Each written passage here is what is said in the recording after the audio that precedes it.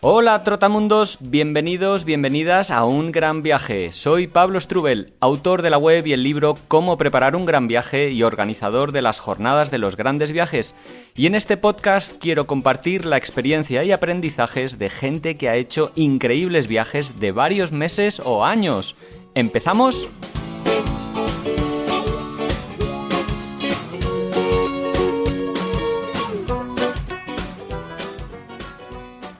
Hola, hola, hola, viajeros, viajeras, ¿qué tal? ¿Cómo estáis? Bueno, arranca aquí un nuevo podcast de Un Gran Viaje, un podcast súper especial porque estoy en una cita a ciegas, literalmente estoy con un viajero sentado a mi lado en el Parque del Retiro. Igual podéis oír las hojas, como el viento las mece o la gente caminando. Estamos aquí y le estoy conociendo a Leandro Blanco Pigui por primera vez en mi vida y es un viajero del cual apenas tengo referencias.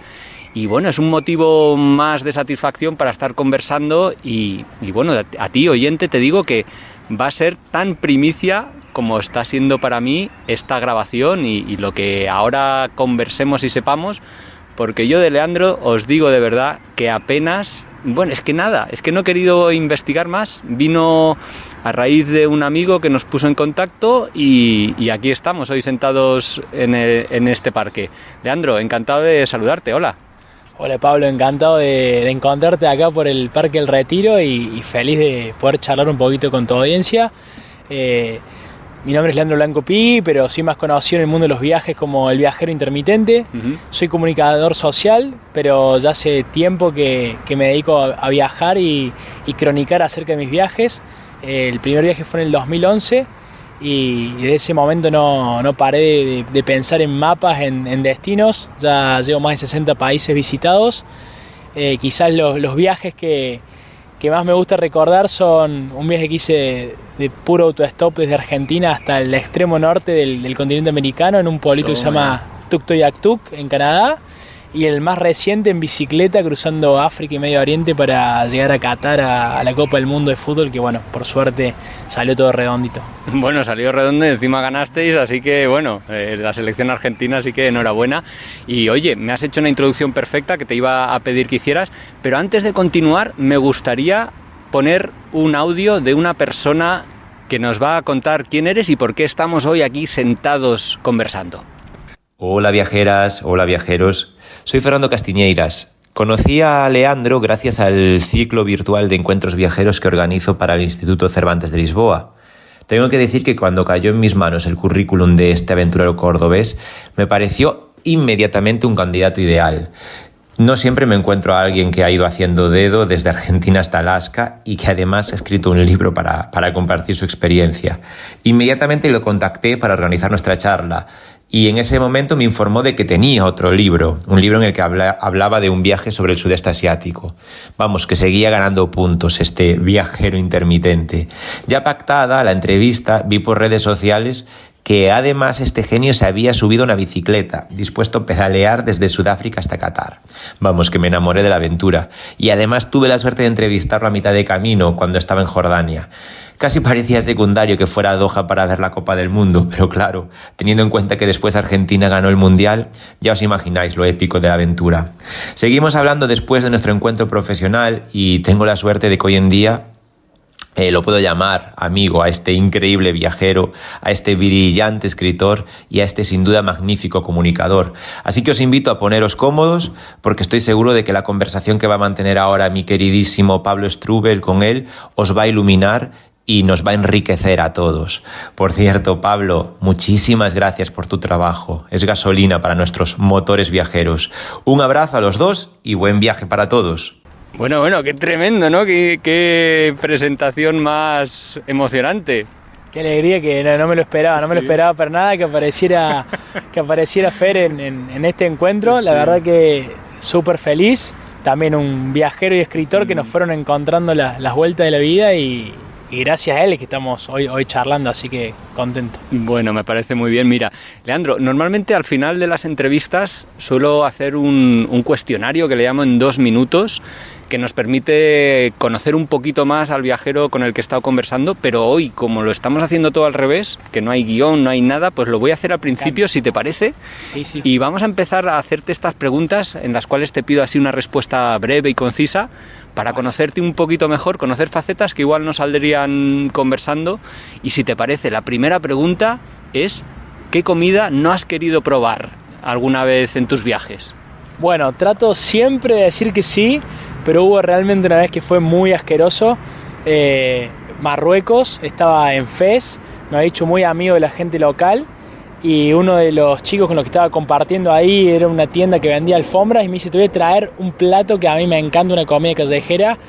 Y bueno, cuando me decía comida callejera yo me imaginaba un tinte un poco sin cuidado gastronómico, bromatológico, pero no me imaginaba lo que al final cayó, y me trajo una bolsa de plástico donde adentro había vísceras de cabra, oveja y creo que vaca, todas crudas, con lo único que tenía era sal y pimienta, y fue realmente asqueroso, desagradable. Pero bueno, como te digo, no me gusta despreciar, así que le di un bocado, intenté pasarla sin masticar y después le dije que ya no tenía hambre, lo cual era mentira, pero bueno, no había forma de seguirlo pasando. Y él feliz porque era como me estaba dando el manjar de su tierra. Sí, qué duro a veces, la verdad. Oye, y hablando de comidas que sí que te hayan entusiasmado, ¿alguna en concreto, alguna en particular que te venga a la cabeza? Bueno, desde que fui a Tailandia estoy enamorado del Pad Thai. Y si tengo que hablar de este presente en España, no puedo pasar un día sin comer una tortilla de patatas. Bien ahí. Oye, has escrito 2 libros, por lo que nos has contado, y Fernando también. Seguramente lees muchos libros también. ¿Alguno que nos puedas recomendar que te haya apasionado especialmente? Sí, uno que me atravesó y cada tanto lo uso de referencia es de un escritor holandés que se llama, no sé cómo se pronuncia, Seth Noteboom o algo así, y el libro se llama Hotel Nómada, y es un librazo que realmente me encantó. Bueno, luego en la descripción del programa y en la entrada del podcast lo enlazaré para que lo encontremos. ¿Y música? ¿Alguna música que hayas descubierto que te evoque algún viaje en concreto?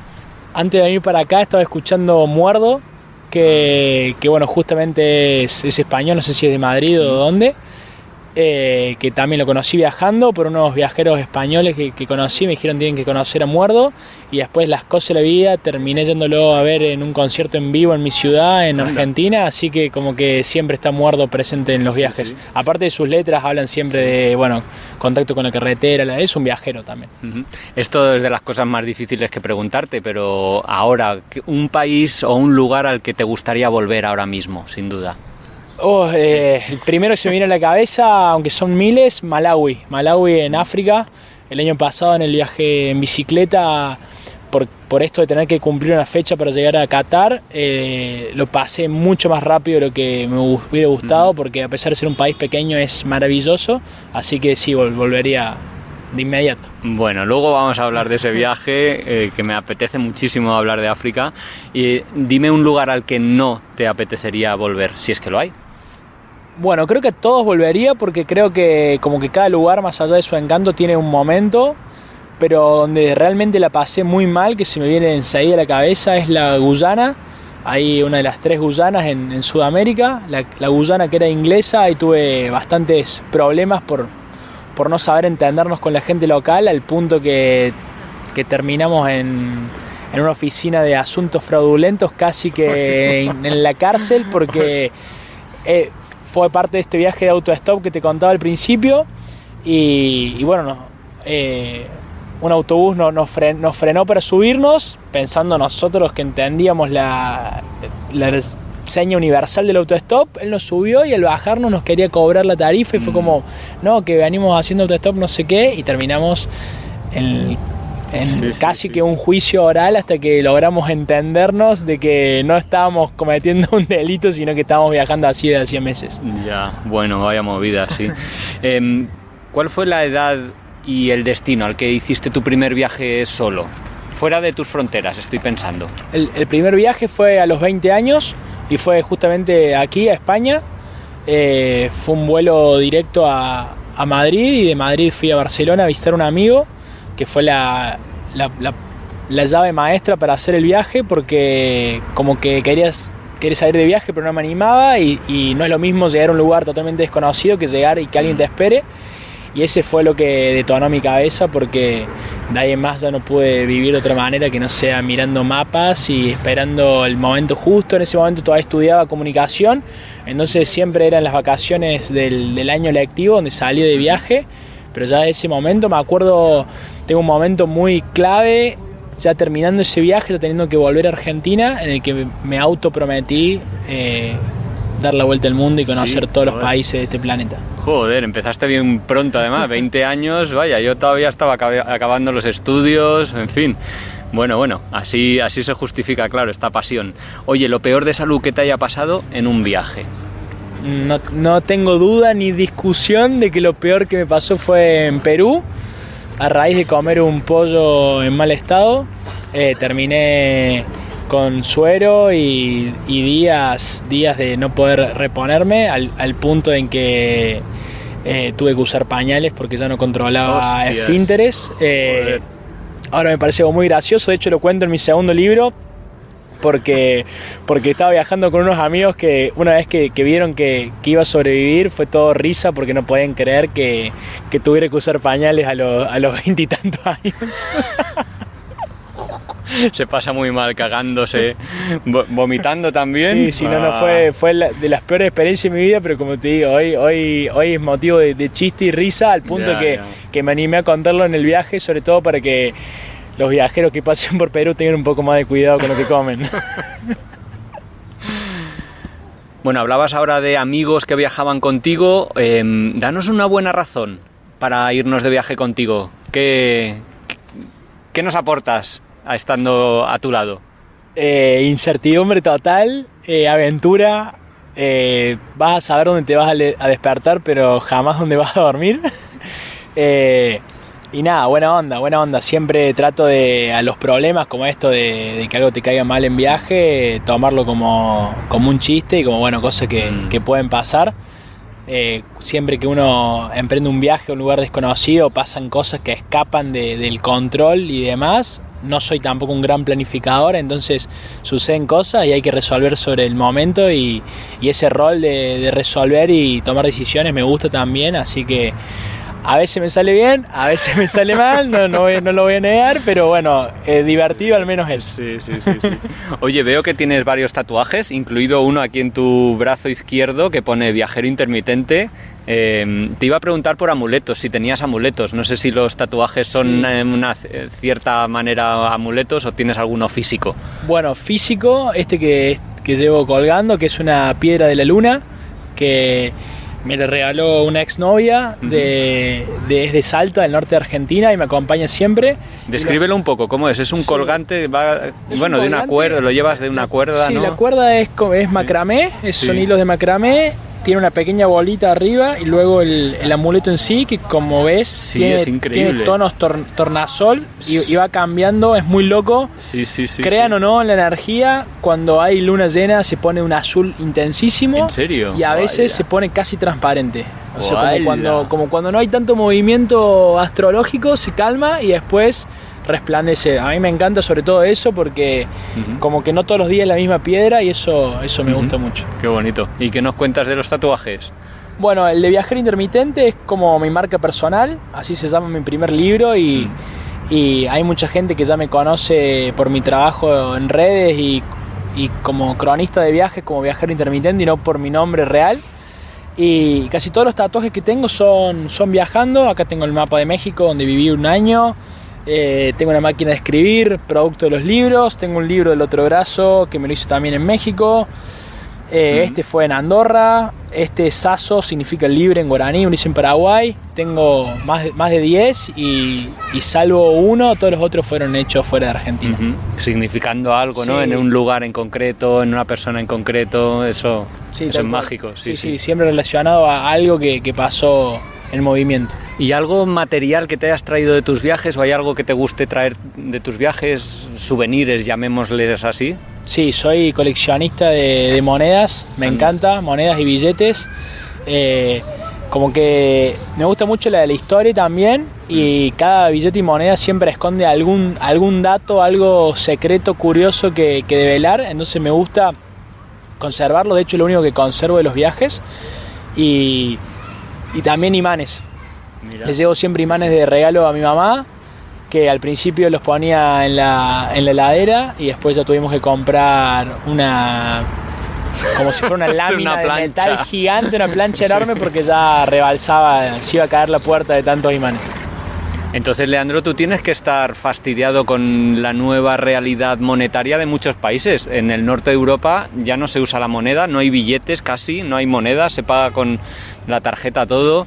El otro día me he enterado que en Nigeria tampoco, que ahora están intentando hacer una transición a una economía digitalizada y que pagues con elementos digitales o virtuales.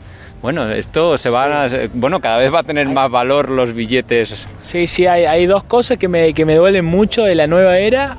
Una es esa, que ya casi no existen las monedas y los billetes. De hecho, creo que es El Salvador el que puso como moneda oficial los bitcoins o las criptomonedas. Y también me molesta muchísimo llegar a un país y que no me sellen el pasaporte. Me parece, antes para mí era casi una actividad religiosa pasar las páginas y recordar los visados y demás. Ahora es todo electrónico, ya no cuenta el pasaporte más que para demostrar la identidad y la verdad que me encantaría tener más. Es verdad, esos. los visados electrónicos. Es verdad que antes ibas a la embajada, te ponían a veces un tampón allí rellenado a mano, tal. Pero claro, luego por otro lado es tan cómodo estar, sobre todo en viajes largos, en ruta y no tener que ir pasando por los consulados, perdiendo tiempo. Claro, por otro lado tiene una ventaja innegable. Tiene una ventaja, pero sí que era divertido ir a buscar el pasaporte en la embajada y que apareciera una pegatina gigante con colores y sellos y demás, pero bueno, se va perdiendo poco a poco. Oye, si yo ahora te vengo aquí con un cheque en blanco y te digo, vete a viajar a donde más te apetezca, yo te lo pago todo durante el tiempo que te apetezca, ¿cuál sería tu elección? Bután. ¡Buah!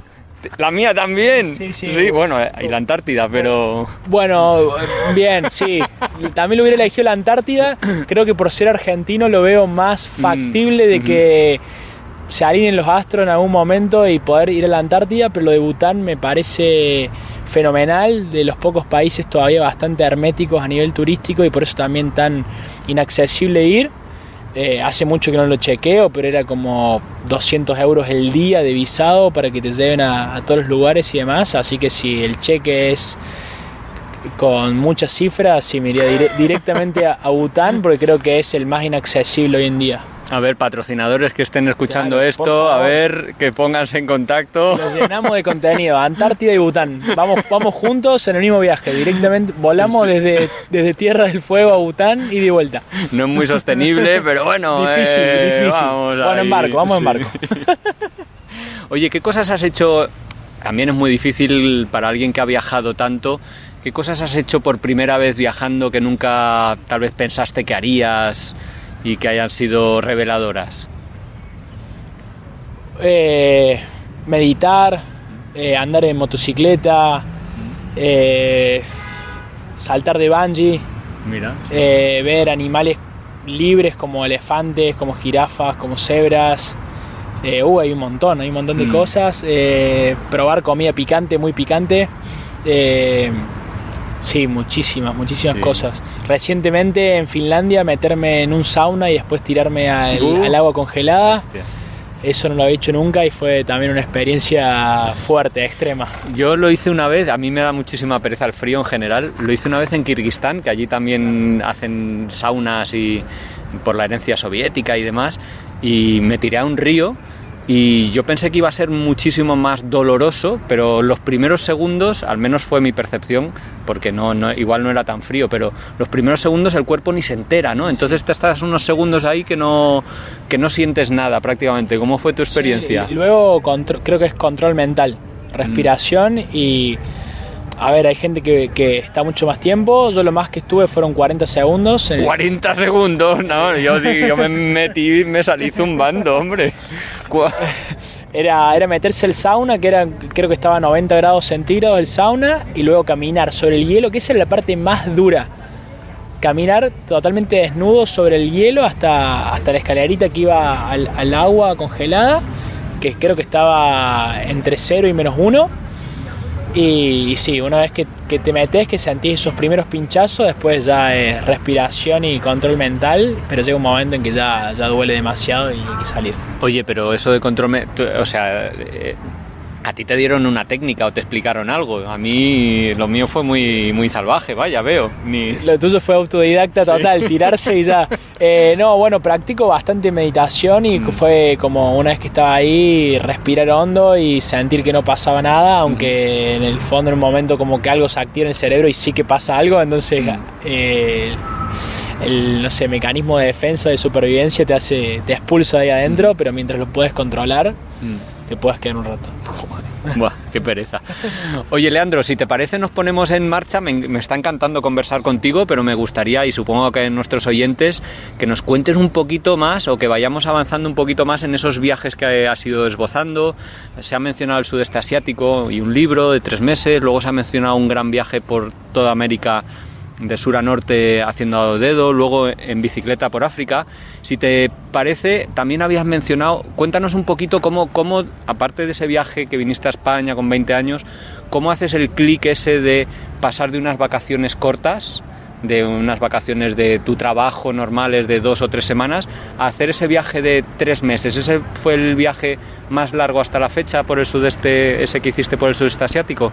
Sí, una vez que, como te decía recién, que me estaba volviendo de ese primer viaje por Europa, me prometí que no quede como un recuerdo lejano, sino a hacerlo una costumbre, y empecé a pensar cómo sería la forma de llevarlo a la práctica de la mejor manera. Entonces, por el lado económico era trabajar como sea, de lo que sea, pero siempre juntando dinero. Al principio era muy chico y vivía en casa de mi mamá, entonces no tenía gastos de alquiler ni gastos muy grandes, y entonces podía ahorrar casi el 100%, una vida súper austera para guardar el dinero para viajar.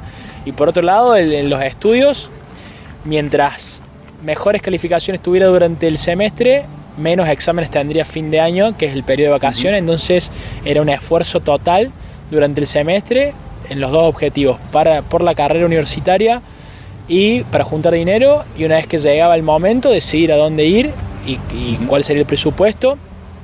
Y después de ese viaje por Europa me fui a Brasil, a Machu Picchu también, y lo que sé, ahí ya quería algo un poco más largo, algo un poco más osado, y ahí fue que surgió lo de volar a la India.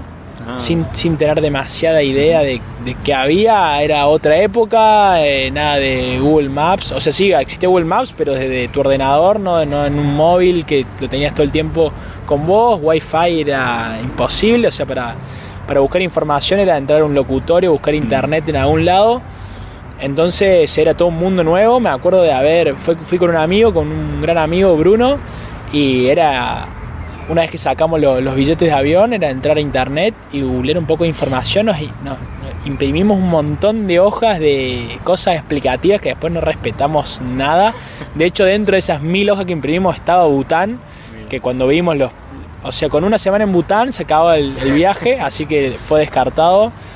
Pero la idea en un momento también, como que te empezás a volver loco, al menos a mí me pasa, veo el mapa diciendo está todo cerca y quiero hacer todo ya. Y no, India es enorme. Estuvimos casi un mes de los 3 meses solamente en India.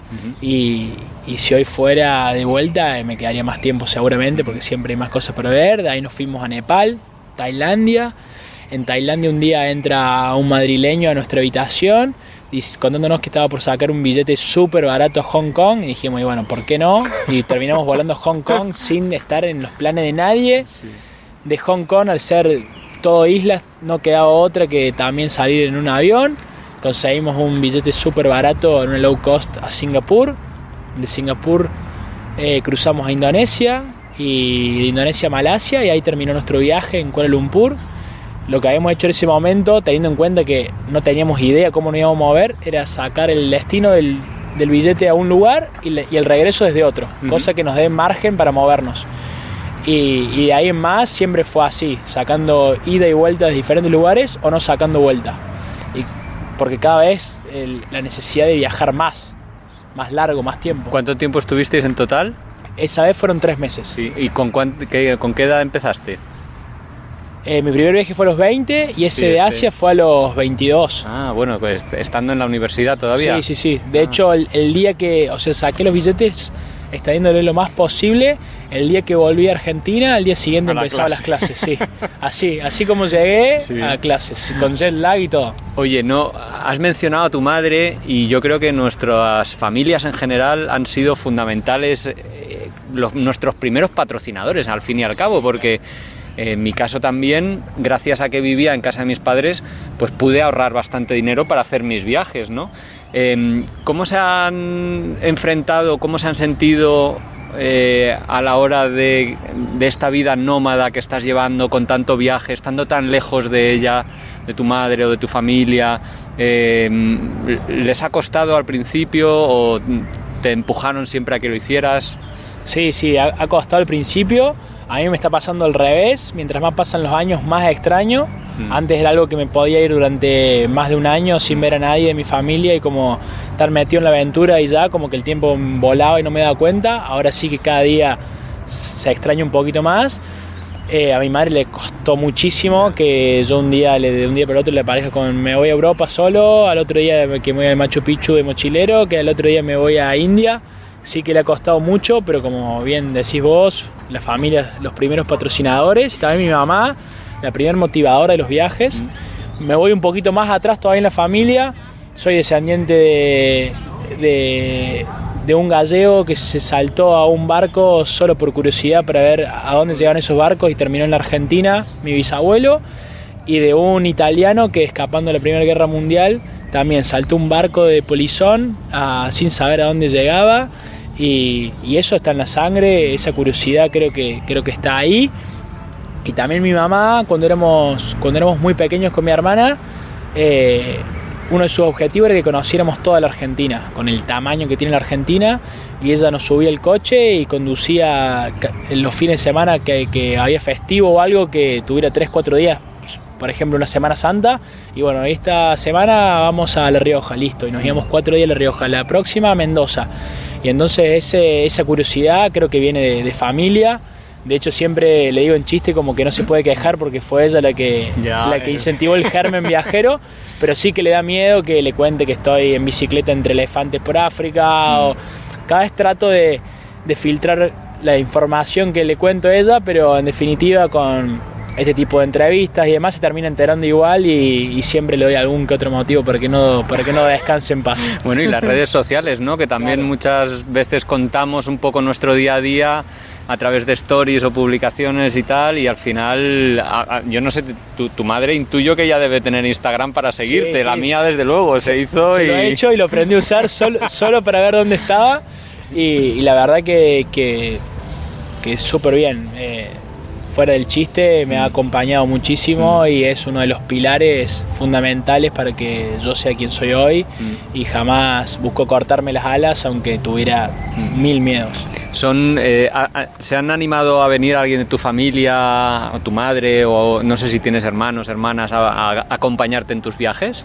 Sí, de hecho con mi hermana pasamos juntos Año Nuevo acá en Barcelona, que vino a recorrer un poco Europa, y en el viaje ese que te contaba de autostop hasta América del Norte, tanto mi mamá como una tía y como mis hermanas fueron de visita a México en diferentes momentos, pero llegaron a visitar a México y estuvo increíble para mí porque es como renovar las energías. ¿Las llevaste de autostop? No de autostop, pero sí que les hice probar un poquito la aventura. Sí. Sí. De alquilar un coche y salir sin saber a dónde terminábamos, y bueno, visitamos juntos Chichén Itzá y muchos lugares de la Riviera Maya, que estuvo increíble. Qué guay. Oye, ¿qué sucede o qué supuso más bien ese viaje de 3 meses por Asia? Aparte de un libro, ¿no? ¿Qué supuso para ti a nivel viajero, de maduración, de reflexión? No sé. ¿Cómo ves a Leandro de aquella época? No, es otra persona. El aterrizar en India, en ese momento tenía 22 años, para mí no fue como volar a otro planeta. Sí, fue directamente llegar a otro planeta. Fue un choque cultural gigante que me hizo ver que Principalmente que las formas de vida son muy distintas. Por ahí venía muy con mi cabeza blanca occidental cristiana y de repente encontrar otro mundo, que las personas vivían de otra manera y eran súper felices, y al principio no entender por qué se hacían ciertas cosas de determinada manera, y eso a mí me abrió la cabeza muchísimo. Volví siendo otro, pensando diferente, con ganas de más, de salir a explorar más lugares, mientras más exótico, más ganas me daba de visitarlo, al punto que me lleva a escribir un libro. Siempre me gustó escribir, pero jamás en mi vida pensé que iba a publicar un libro, y todo eso de Asia, sobre todo de India, a mí me motivaba a contárselo a otra gente. Al principio todo eso surgió de una manera muy, muy curiosa, porque era un grupo de Facebook. En ese momento se usaba mucho Facebook. Era un grupo súper cerrado donde estaba mi mamá, a un par de amigos y no sé, habrá habido 5 o 6 personas, donde yo diariamente les contaba el resumen del día, como tipo crónica, pero nada demasiado elaborado, y se lo mandaba para que esta gente distribuya la información y no tener que estar a diario chateando con todo el mundo. Porque aparte no había tiempo para eso, y después eso fue tomando otro color. Aparecía gente en ese grupo que me decía: oye, ¿puedo agregar a tal el grupo? Porque le leí lo que escribiste y le gustó. Y el grupo terminó teniendo como 40 miembros, de gente que me decía: seguí escribiendo, si por ahí un día me olvidaba o no había tenido tiempo, como que me demandaba que cuente las historias. Y cada vez, como ve gente que ni conocía, la presión era de, bueno, hay que escribirlo bien. Ya no era algo así nomás, sino que todas las noches, de manera religiosamente, de manera súper disciplinada, escribía el resumen diario como crónica. Y una vez que terminó el viaje, un par de personas del grupo, la mamá de mi amigo Bruno, con el que hice el viaje, y otra gente me incentivaron a que lo transforme en libro, que había gente que le iba a interesar, que estaba bueno compartir la historia. Al principio no me lo creía, para mí publicar un libro era, no sé, de erudito, de algo súper lejano a mí.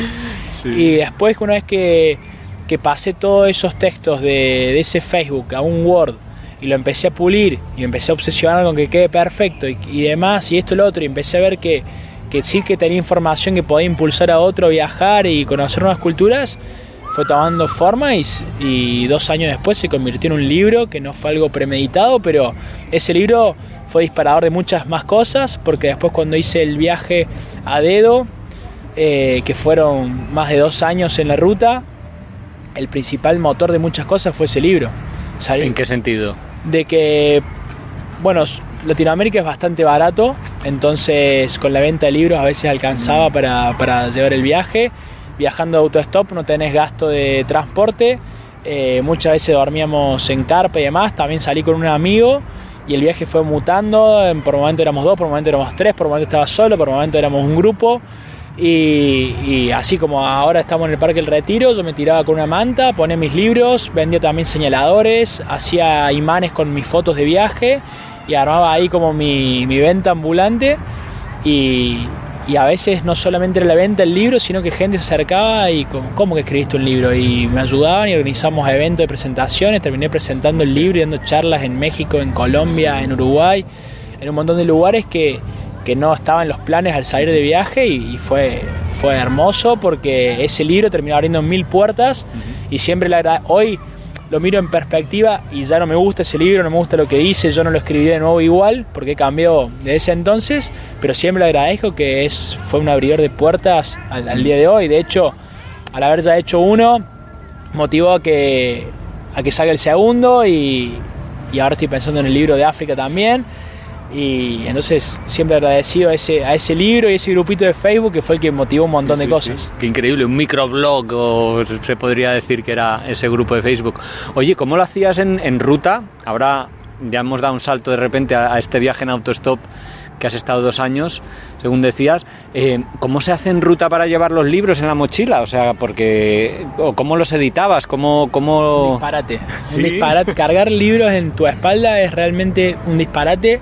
Porque eran libros impresos en una imprenta, sí, realmente, sí, o artesanales hechos en una fotocopiadora, ¿no? El 90% de las veces fue impreso en imprenta y bien prolijo y todo. Hubo momentos en los que, bueno, hubo que acudir a la fotocopia o hacerle un encuadernado artesanal, como sea.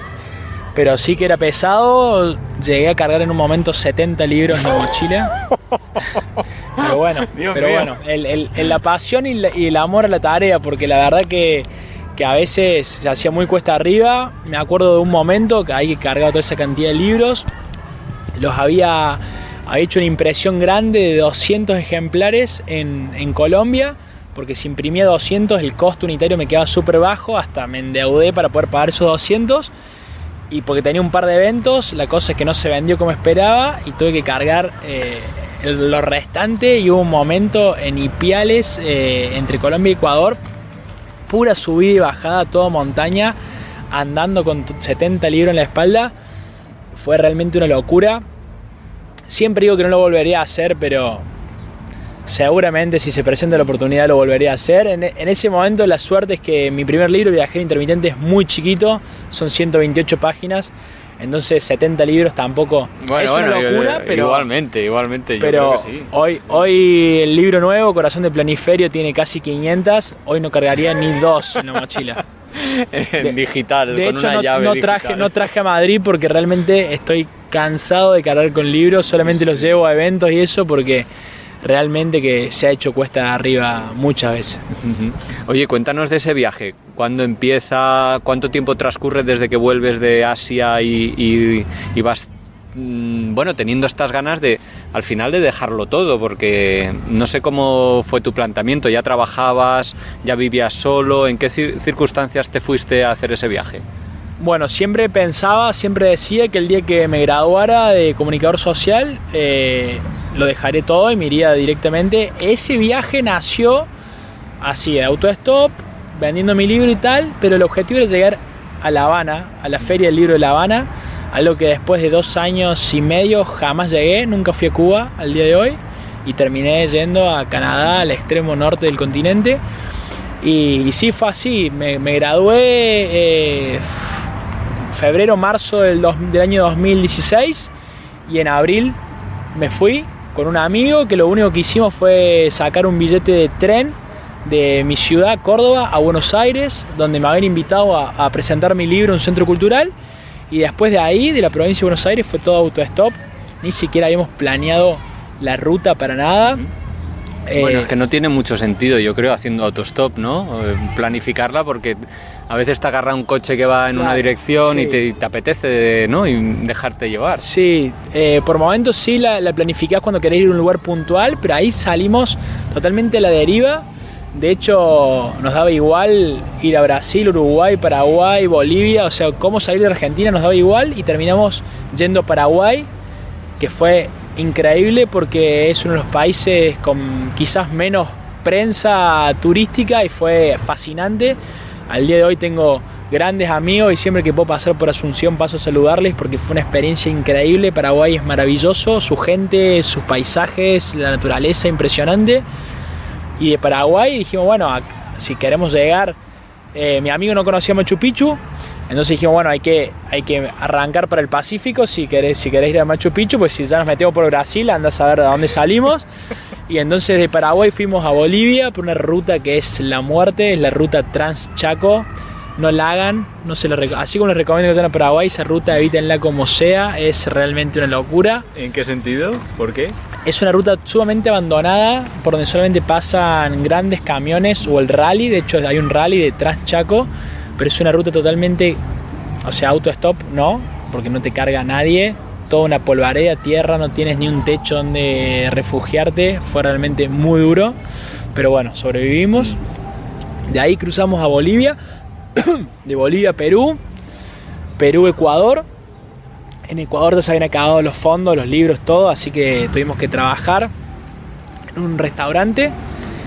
Y cuando nos metimos en la Amazonía ecuatoriana, nos topamos con el río Napo, que es un brazo del Amazonas, que es anchísimo, y empezamos a indagar cómo meternos a navegar el Amazonas, y nos metimos por el Napo, después al Amazonas, y ya una vez en el río ese anchísimo nos volvimos totalmente locos y queríamos cruzar a donde desembocara con el Atlántico, así que navegamos todo el Amazonas saltando de barco en barco, algunos pagando, otros ofreciendo trabajo voluntario.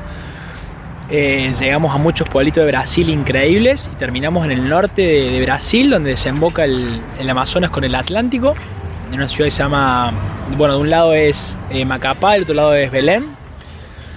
Y una vez que estábamos ahí dijimos, hay que ir a la Guayana Francesa, si ya estamos acá. De la Guayana Francesa lo único que sabíamos era que se hablaba francés y nada más. Y, bueno, yo es lo que sé, realmente. Fue una locura, fue de los lugares más exóticos que estuve hasta ese momento, fue realmente impresionante. De la Guayana Francesa a Surinam, de Surinam a Guyana. Y de Guyana la idea era cruzar a Venezuela, que aunque tiene problemas políticos ahí, en ese momento también Venezuela estaba muy mal y habían cerrado sus fronteras. Así que no pudimos entrar a Venezuela y tuvimos que volver a Brasil y volver a navegar el Amazonas, pero esta vez en el sentido opuesto. ¡Hola! Para poder entrar a Colombia, pues nos salteamos todo Venezuela, que no se podía estar. Entramos a Colombia por el Amazonas y después todo para arriba, hasta, bueno, en ese momento el objetivo de Cuba ya que había quedado totalmente lejano, porque ya era como, en ese momento te contaba que había salido a principios del 2016, ya estábamos casi a finales del 2017 y todavía no habíamos salido de Sudamérica, así que imagínate que ya daba igual Cuba o lo que sea. Y ahí yo creo que ya a esa altura en Colombia a mí me empezó a picar el bichito de llegar a Alaska. Me separé del amigo con el que había empezado el viaje y lo terminé ese viaje con Cande, con una exnovia que nos terminó juntando la pasión por los viajes. Y una vez que llegamos a Alaska, nos cruzamos en un ferry porque Alaska es muy poca carretera y casi todo ferry o avión para ir de un punto a otro, esquivando glaciares y demás.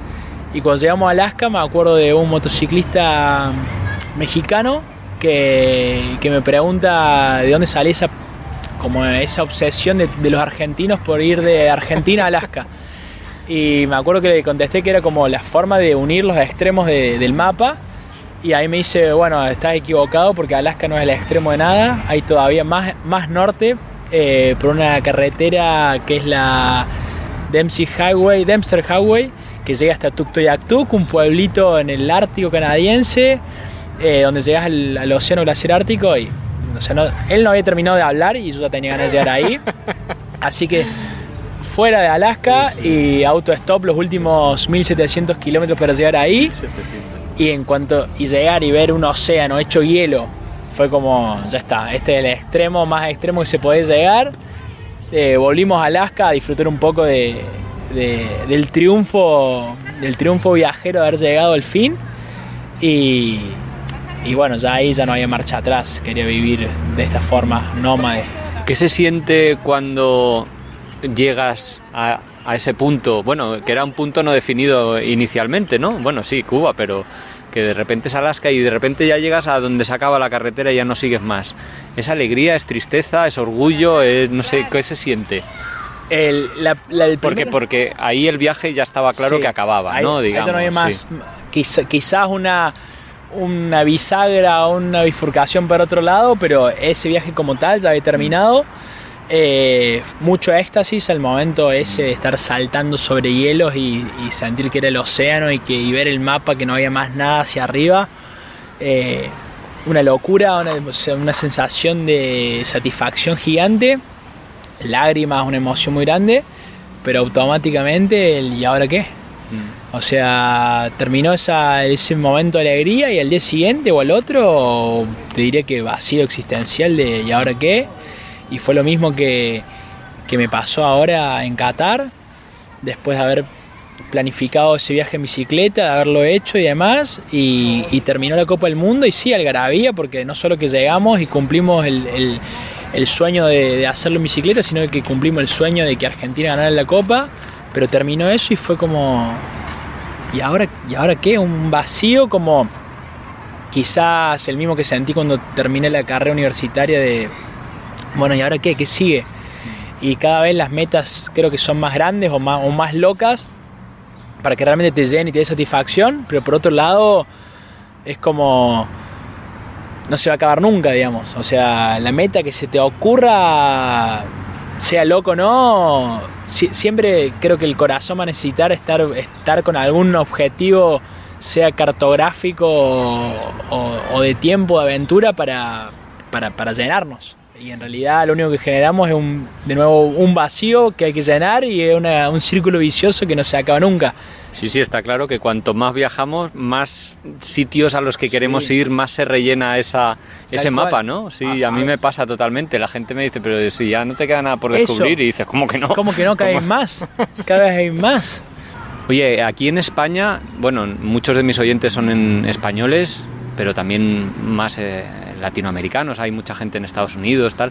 Aquí en España te iba a decir que el autostop se ve como una actividad de riesgo. Tal cual, o sea, es como estás loco.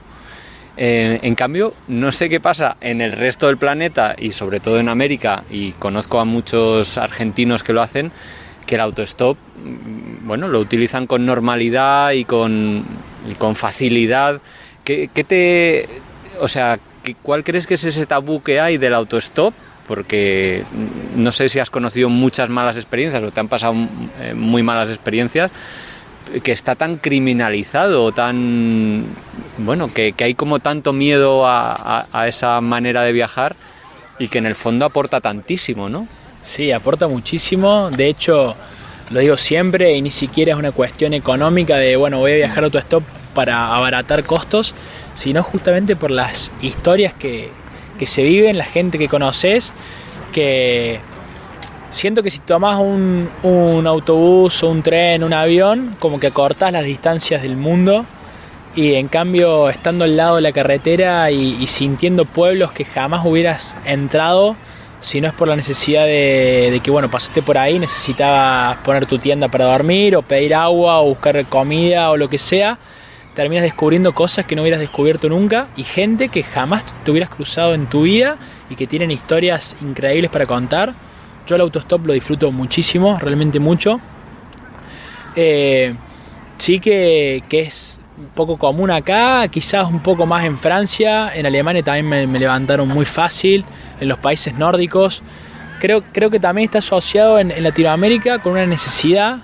Por ejemplo, en Argentina hay mucha gente que al día de hoy utiliza el autostop porque ciertos autobuses no llegan a determinado pueblo y demás, o entre pueblos donde la espera es muy grande. Si tomas el autobús es más fácil salir en la carretera a hacer autostop y que te lleven, porque en lugares pequeños como que hay más confianza. Sí pasa también que con el correr de los años se ha criminalizado también en Argentina también, por más que está como en nuestra esencia hacerlo, como que hay inseguridad y demás, robos, pero sí que el autostop me parece una experiencia fascinante viajar así, porque sobre todo cuando tenés tiempo, un margen de tiempo largo, porque empezás el día en un lugar y no sabes dónde lo vas a terminar, incluso lo puedes terminar en un lugar que ni sabes que existía. Y eso es fascinante, como esto que te digo, que el objetivo era llegar a Cuba, y a Cuba nunca fui, y terminé en lugares que jamás en mi vida pensé que iba a estar, o ni siquiera sabía que existían. Cuéntanos alguna experiencia de esas mágicas que tuvieras, o algún lugar en donde acabaras que dijeras, ¡buah!, lo que me pasó. Bueno, vuelvo a Paraguay, que me parece un país naturalmente increíble, porque estábamos haciendo autostop con el objetivo de agarrar esta carretera que iba a Bolivia, y un conductor nos dice que si conocíamos el Salto Cristal, que no sabemos ni qué era el Salto Cristal, que era una cascada metida en un parque natural, en medio de la naturaleza, que era algo de otro mundo, que había que verlo sí o sí. Y bueno, eso desvió todo en busca del Salto Cristal. Después resulta que estaba súper metido adentro, caminamos como 18 horas para llegar al Salto Cristal. Fue una locura, nos llevó mucho más que un día llegar y demás. Pero cuando llegamos ahí, imagínate que nosotros salimos no salimos preparados, y llegamos al medio del Parque Nacional sin comida, y encontramos un grupo de niños que acampaban ahí, y nos invitaron a dormir con ellos, a comer con ellos y demás, y llegamos a una cascada que era muy bonita, pero no era el Salto Cristal, así que ellos nos indicaron cómo llegar, y una vez que llegamos tuvo sentido toda la vuelta que habíamos dado, porque realmente era un lugar mágico, era una maravilla natural increíble. Y así como ese, 1000 lugares, sobre todo en Latinoamérica, donde los senderos alternativos son muchísimos, incluso a veces caminos de tierra que si pasás por afuera no te meterías y de golpe te cuentan que hay tal o cual cosa y te terminas metiendo y resulta fascinante. O esto de quizá el lugar en sí no tiene gran cosa para mostrar, pero te encontrás con personas que vienen ahí con unas historias maravillosas y eso, el del autostop, no lo cambio por nada. Cuéntanos algún conductor o conductora que te venga a la mente, que te llevara, que te ayudara, que te acogiera, no sé, alguno en particular. Bueno, se viene a la cabeza enseguida un mexicano, Víctor, con el que estuve, no sé, con más de 2 días con él, porque cuando le conté que quería llegar a la frontera con Estados Unidos, él me contó que iba a hacer una descarga en Tijuana, que era justo la frontera, pero el tema es que él me levantó casi en el centro de México, así que estuvimos juntos un montón. Y él iba súper preparado en su camión, llevaba hasta un reproductor de DVD para películas, así que íbamos viendo películas en el camión como si estuviéramos en un cine, como si fuéramos amigos de toda la vida. Y conduciendo el tío, No, él conduciendo mirando de reojo, y miraba de reojo y sabía, ya estiraba el brazo hacia atrás, ya sabía en qué lugar estaba cada película, tenía como una colección infinita. Imagínate, si yo con él estuve 2 días y tanto, imagínate él las rutas que hacía. Iba de Ciudad de México a Tijuana una vez por semana, que son como 3000 kilómetros, una locura. Pero sí, él se me viene a la mente. Los mexicanos son increíbles. La hospitalidad de México es fascinante. Se viene a la cabeza otro, Chuy, que donde él me iba a dejar, no me dejó bajarme del camión, se puso a llamar a colegas hasta que otro me pasara a buscar. Y así como ese, de gente que quedaba hasta preocupada porque era como, no te puedo dejar acá en el medio de la nada. Y para mí era súper natural porque o armaba la tienda o sacaba la cocinita y calentaba agua para unos mates y lo que sea. Había gente que se súper compenetraba con la historia, la hacía propia y buscaba la forma de ayudar. Incluso tanto en México como en Colombia me pasaba mucho de que la gente me llevara más allá de donde iban. Como decir que dieran la vuelta para ayudarte. Como que digamos, si de acá me fuera a Barcelona y el que me levanta va a mitad de camino y me termina llevando a Barcelona para que esté seguro. Y es como, qué loco, porque estás manejando más tiempo, estás cansado y todo, pero no, como que le contabas la historia y ellos querían dar un plus, ayudarte un poco. Sí. Ahora mencionabas esto de que no te querían dejar allí por seguridad y no sé qué, pero qué paradójico, ¿no? Porque no te querían dejar ahí por seguridad para que no te pasara nada, pero al final ellos mismos te han subido a su camión o a su coche o a su tal, que podían haberte hecho todo lo que temen que otra gente te vaya a hacer, no sé. Sí, pasa que también es muy loco porque el que te levanta te dice también que a ellos le da como miedo levantar a un desconocido. Yo siempre decía lo mismo de que si fuera un asesino no estaría en la carretera perdida en el medio de México esperando a matar a alguien, no sé, iría a una ciudad y los mataría tranquilos sin estar ahí como con mi mochila pesando con 70 libros en la espalda. Como me parece mucha menos posibilidad de ser un criminal en el medio de la nada, que quizás alguno lo hay, no lo sé, pero era como, les decía, yo estoy mucho más desprotegido, que tengo mi casa a cuesta que vos. En el peor de los casos no frenás y ya está. O sea, ¿qué te puedo hacer? Pero sí surgía mucho el debate ese de o te levanto porque me caíste simpático, pero en realidad esto no lo hago nunca porque me da miedo y tal. Sí es cierto que creo que cada vez se hace menos, que ya hay cada vez más opciones de viajar de otra manera, pero a mí me gusta. Ojalá que no se acabe nunca el autostop. De hecho, cuando me toca estar al revés, con estar en un coche, siempre estoy esperando que aparezca un autostopista para levantarlo. Yo solo llevé una vez a un chico coreano viniendo de Barcelona a Madrid en coche. Pasamos por Zaragoza y había un coreano allí haciendo autostop y le trajimos a Madrid, y además acabó la situación que iba a casa de unos que resulta que ese día no estaban, entonces no le podían alojar, se vino a dormir a casa. Hermoso. Y además era un tipo que viajaba con muy poco presupuesto, no había probado la tortilla, no había probado el jamón, no había probado nada, entonces le hicimos ahí una cena de degustación, se pasó como 1 hora en la ducha, no sé. Bueno, mira, eso es la magia del autostop. si él hubiera tenido otro presupuesto, si hubiera tomado un tren, no lo hubieras conocido jamás, y hoy no tendrías este recuerdo de haber tenido en tu casa un coreano y él, como decís, le hubiera faltado la mitad de la historia de la experiencia española porque no conocía nada justamente por... Sí, porque esto es en las dos direcciones, ¿no? O sea, a ti te están ayudando y te están llevando y para ti es importante, pero oye, para esa persona, ¿tú qué crees? También le estás aportando, ¿no? Sí. ¿Qué se te ocurre? No, me ha pasado de que el que me levantaba, no sé, hacerle de psicólogo por estar en un momento depresivo, o de personas que me contaran que escuchar mi historia los había motivado para hacer eso, que no se animaban, para salir a cumplir sueños, que es lo que digo siempre. A través de mi experiencia no pretendo que te subas a una bicicleta o que hagas autostop o que estés 3 meses en la ruta, sino que justamente por más miedo o difícil que suene algo, lo hagas igual. Quizás mi Alaska o mi Qatar para otros sea cambiar de empleo, o animarse a estudiar otra cosa, o no sé, o mudarse de casa, o cambiar de trabajo, o lo que sea. Y ese creo que es en definitiva lo que te llena de vida, lo que te motiva y le da un sentido nuevo a despertarte, el tener objetivos, y por más que te dé miedo, abrazar de esos miedos y hacerlo con miedo igual y ver qué pasa. Sí. Oye, a mí las veces que he hecho autostop, que no han sido tantas, pero hice un viaje por Turquía y por Georgia un par de meses, me resultó una actividad muy cansada.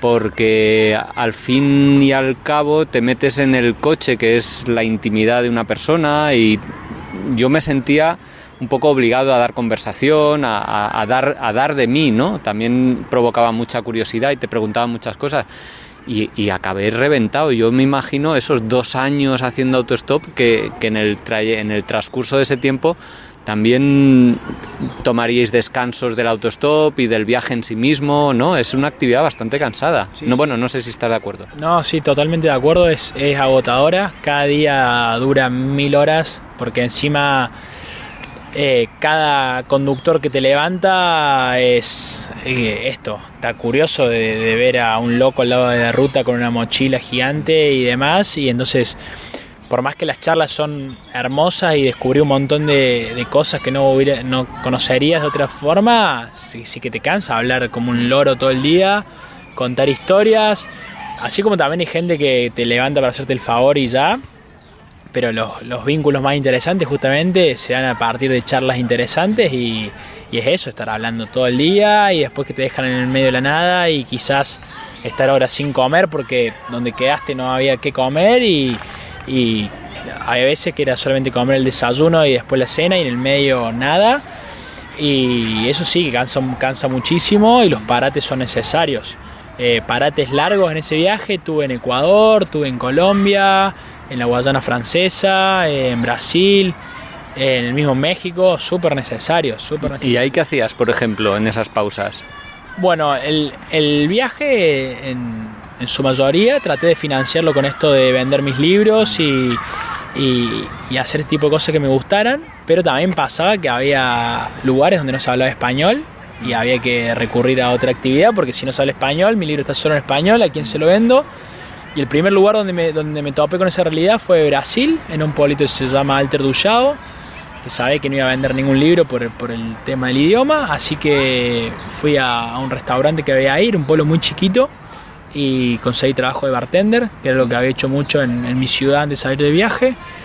Después trabajar en Surinam, trabajé en un guest house. En la Guayana Francesa iba al mercado a vender mis imanes, mis fotos hechas de imanes. En Estados Unidos trabajé en una granja, en México trabajé en un hostal, así, rebuscándomela, casi siempre en esto, gastronomía o hotelería, y juntar un par de billetes, descansar un poco el cuerpo y seguir. Sí. Sobre todo cambiar de la rutina, ¿no? Sí. Que también el viaje tan largo es que genera muchas rutinas. Sí, llega un momento en que que el mayor éxito es tener un ropero, un placar donde poner tu ropa doblada y no dentro de la mochila. Y no abrir en una semana ahí, no tener Sí. que estar cambiando. Sí, Sí, tirar la mochila abajo de la cama a veces y no verla por unos días es un placer gigante. sí.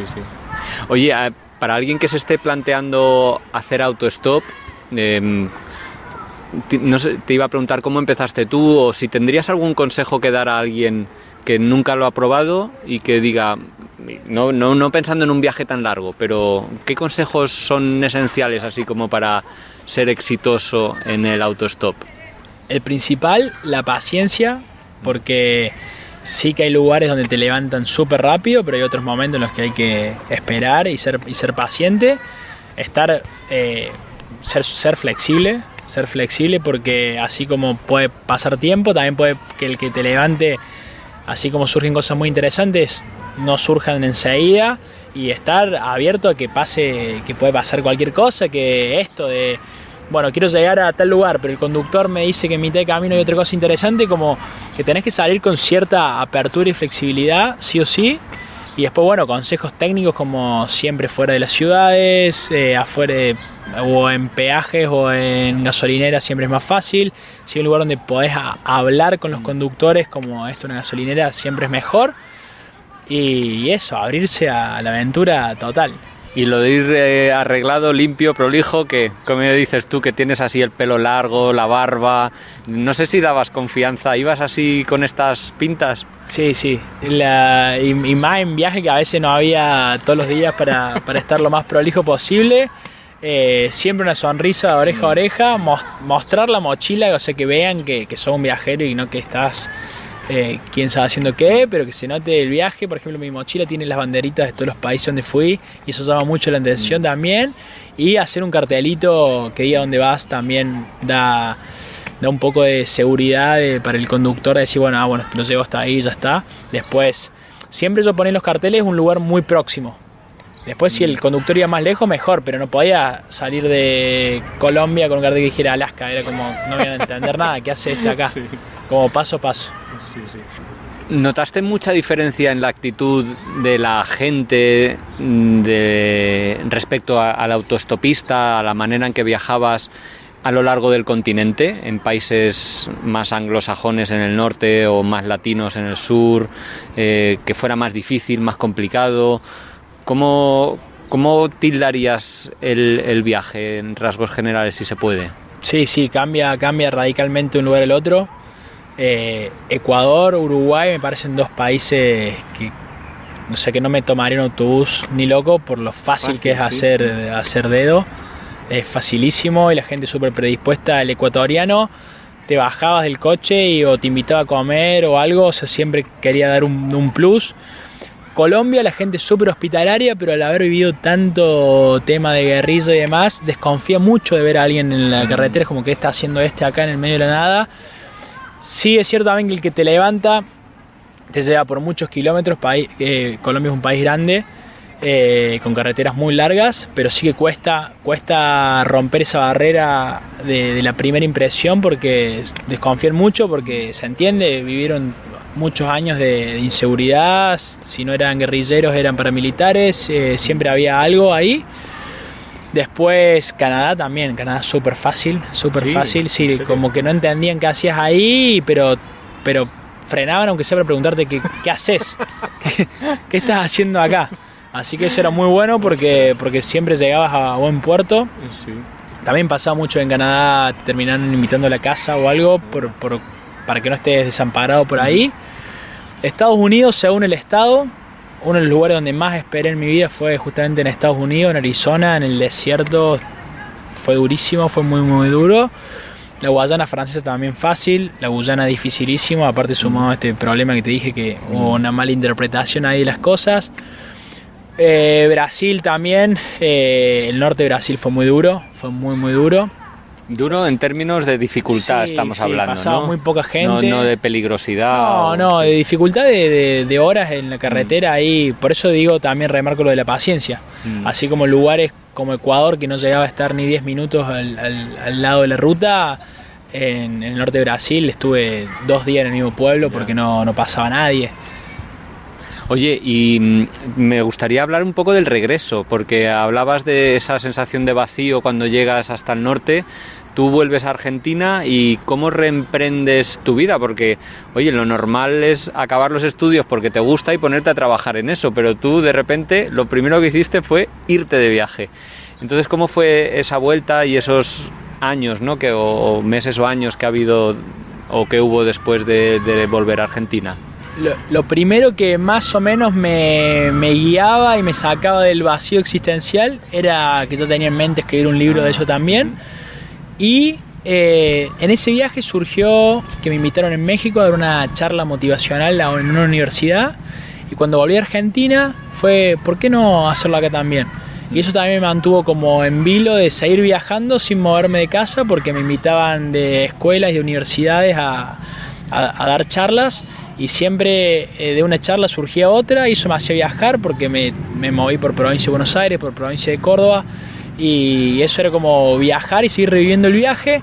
Eso ayudó mucho, pero sí que una vez que ya sentí mucho cansancio físico y mental en Alaska, fue como ya quiero estar en casa y que sea lo que sea, pero estar tranquilo sin todos los días estar pensando en dónde armar la tienda, dónde comer y demás. Creo que esos días de decidir cómo volver desde Estados Unidos a Argentina también fueron muy, muy cansadores.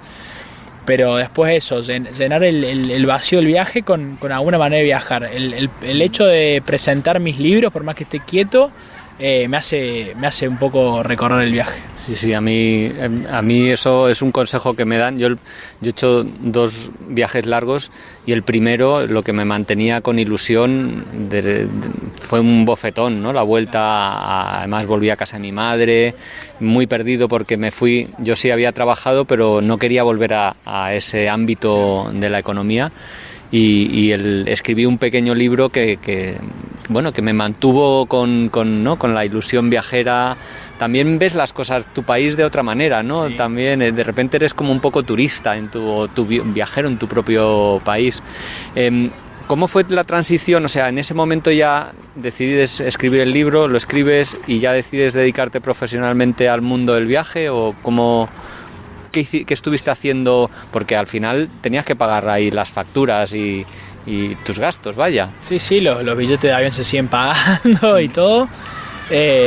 Lo que sí decidí es dedicarme a vivir viajando. Al principio sin saber cómo monetizar los viajes y haciendo trabajos comunes o normales, entre comillas, pero fuera, para ahorrar en una moneda fuerte y después poder viajar tranquilo. Y también en un momento como que dejé de tenerle miedo al no tener dinero, como la prioridad era viajar y después vemos cómo. Me acuerdo de estar, después de ese viaje a Alaska, me volé a Andorra para hacer temporada de invierno. ¿En qué? ¿En hostelería y así? ¿No? Sí, en gastronomía. Hay un tiempo en el que no salía el trabajo y se me metieron las auroras boreales en la cabeza y no tenía el dinero suficiente como para ir hasta Noruega, y no me importó, fue como salir. Yo creo mucho le llamo los ángeles del camino a la gente que aparece y echa una mano, y también creo mucho en que sucede la magia cuando te decidís a hacer algo. Es como que fuerzas que no sabes ni cómo explicarlas, todo conspira para empujarte a que lo logres, y así fue como muchos viajes se terminaron materializando sin tener el dinero suficiente, que si hubiera esperado a tenerlo quizás no hubiera hecho nunca el viaje, porque no sé, ir a pasar todo el invierno a Tromsø, Noruega, siendo una de las ciudades más caras del mundo, hubiera tenido que ahorrar durante años y no lo hubiera podido lograr, y al mandarme hacia lo loco lo termino logrando, y después vemos cómo hacerlo. ¿Las viste las auroras? Sí, de hecho la vi la primera noche que llegué ahí a Tromsø, y ese fue el motivo principal para quedarme. Me quedé todo el invierno porque no podía vivir sin la aurora boreal. De hecho, el segundo libro, el de Alaska, empieza en Tromsø, porque ahí es donde definitivamente me senté a escribirlo. Pero a la vez trabajaba, supongo. Sí, ahí trabajaba en un hostal. También me la rebuscaba. En Noruega se paga por el reciclado, así que juntaba latas y botellas de la basura y y las reciclaba. En Argentina le llamamos cartonero al que vende material de reciclado, así que vivía de eso. Joder. Oye, ¿cómo fue el proceso de escribir el libro? Porque intentar plasmar la experiencia de 2 años, eso en papel, tuvo que ser complicado, aunque tuvieras la experiencia del primer viaje. No, fue complicadísimo. Lo más complicado, el filtrar qué historia sí, qué historia no, porque aparte al tardar tanto en escribirlo, iba viviendo nuevas aventuras, porque no es que lo estaba escribiendo en Argentina, en mi casa de siempre, sino que iba viviendo cosas nuevas, entonces cada vez le agregaba más cosas al libro, hasta que en un momento dije ya, hasta acá, porque si le sigo agregando cosas, esto no lo termino más. De hecho el libro tiene casi 500 páginas, que ya me parece un montón, pero ya tiene todo lo que me parece que tenía que tener, no tiene... Tuve que filtrar un montón, cortar un montón de historias, que eso fue lo más difícil. Primero yo escribo a mano en mi día a día, en libretas. Lo más duro fue pasar todas esas libretas al ordenador. ¿Todas? Todas. ¿Hiciste? Todas. Wow. Pasé absolutamente todo y eso quedó como el crudo del libro, y después sí, ponerme a editar y reeditar. Al punto que el viaje ese lo concluí en el 2018 y el libro salió a finales de 2021. No me parece, a mí yo me rayé un poco cuando volví de hacer la ruta de la seda con que tenía que escribir el libro rápidamente porque si no iba a olvidar los detalles y tal.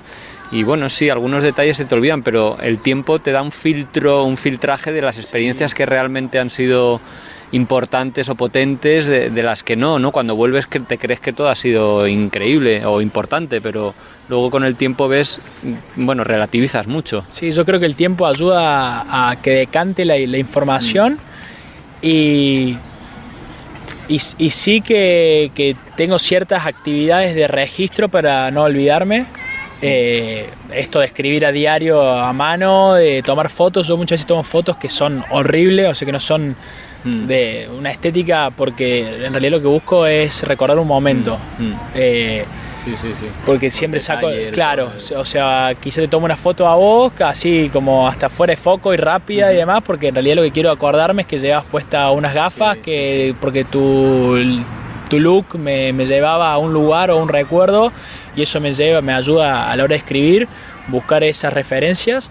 Y muchas veces también no me acordaba y tuve que escribirle a gente con la que viví esos viajes para decirle, che, ¿te acordás qué pasó tal día? Porque tengo una laguna en la cabeza entre que salimos de Colombia y entramos acá, que no me acuerdo, o por qué pasó esto. Y lo bueno de eso, que termina siendo nutritivo, porque el otro recuerda cosas que vos no viste y viceversa, porque cada uno pone su atención en lo que realmente le interesa. Entonces quizás a mí me importaba lo que llevabas puesto porque me llevaba a tal recuerdo, y el otro vio el banco donde estaba sentado, que le importó mucho más, y ese banco, no sé, como que se va armando una atmósfera, y la tarea de escribir es eso, es como termina siendo un investigador, porque aparte hay historias que te las contaron en viaje y al menos a mí me gusta corroborarlas, que, no sé, buscar información.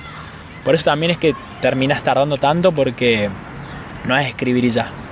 Oye, en este libro, en este segundo libro tuyo, dices que no es solo un libro del viaje en autostop, sino que has ido añadiendo cosas, es un poco como unas memorias de viajeras.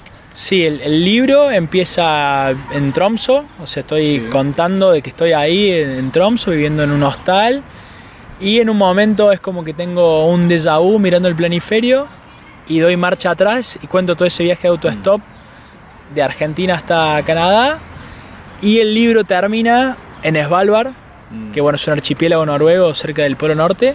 Ahí termina el libro. Vale. Bueno, ¿qué sucede? Bueno, hay una pandemia y tal, bueno, escribes el libro, lo publicas 2021. El otro viaje del que me has estado hablando, de viaje largo, tiene que ver con África, tiene que ver con la bicicleta, tiene que ver con el Mundial. ¿Qué sucede para que haya un cambio tan radical en la manera de viajar? Porque no tiene nada que ver viajar en autostop a viajar en bicicleta. Del continente de repente te vas a África. ¿Cómo surge este proyecto y cómo, bueno, en qué ha consistido? Bueno, cuando regresé Primero que la bicicleta siempre fue un medio de transporte para mí, siempre me gustó mucho la bicicleta. Ese viaje a Noruega empezó en bicicleta, hice un tramo desde Luxemburgo hasta Copenhague, que fue bastante duro porque era invierno. Y cuando vuelvo a Argentina conozco a un ciclo viajero que se caracteriza por seguir siempre la selección argentina a donde juegue. Y nos conocimos haciendo una ruta muy característica de la Argentina, que es el Camino de los Siete Lagos en la Patagonia, y lo hicimos en bicicleta, y ahí empezamos él venía de irse al Mundial de Rusia. Anda. Y entonces empezamos un poco en broma, un poco en serio, a que bueno, si te vas a Qatar me llevas, pero solamente si vamos por África, porque por Europa ya conocemos y tal.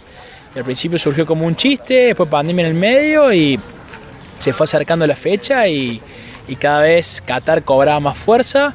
Encima a la Argentina le iba bien, que ganó la Copa América el año anterior y demás, y fue como, bueno, hay que ir a Qatar. La pandemia nos fue cortando el tiempo. La idea original era salir pedaleando desde Córdoba hasta el norte de Brasil, y en Brasil volar a Marruecos y hacer toda la silueta de África. Después había muchos países cerrados. Ese viaje iba a llevar 1 año y medio, según lo que teníamos calculado. Como mínimo. Ya no daba el tiempo, no daban los tiempos. Brasil cerrado todavía, un montón de cosas. Así que decidimos desde Argentina volar a Sudáfrica y empezamos el viaje en Ciudad del Cabo.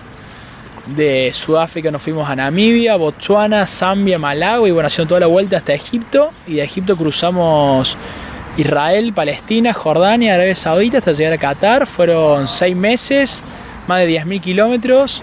El Mundial de Qatar empezaba el 20 de noviembre, nosotros entramos el 7, que eso nos dio margen también porque nosotros en ese tiempo pedaleando no teníamos los tickets para los partidos, no teníamos alojamiento, llegamos así como con una mano atrás y una mano adelante, como decimos en Argentina, y ese margen de días en el medio nos dio la chance de conseguir todo lo que hacía falta para que viviéramos el Mundial de la manera en que lo vivimos, que fue una fiesta y bueno, todo lo que ya sabemos que pasó. Oye, 6 meses para hacer todos esos kilómetros, le disteis caña, le disteis fuerte, ¿no? Sí. Porque además África, bueno, no sé si fuisteis carretera, pero yo visualizo mucha pista, mucho calor, mucha sequedad, no sé, debió ser duro. Sí, fue duro, cada país tenía lo suyo.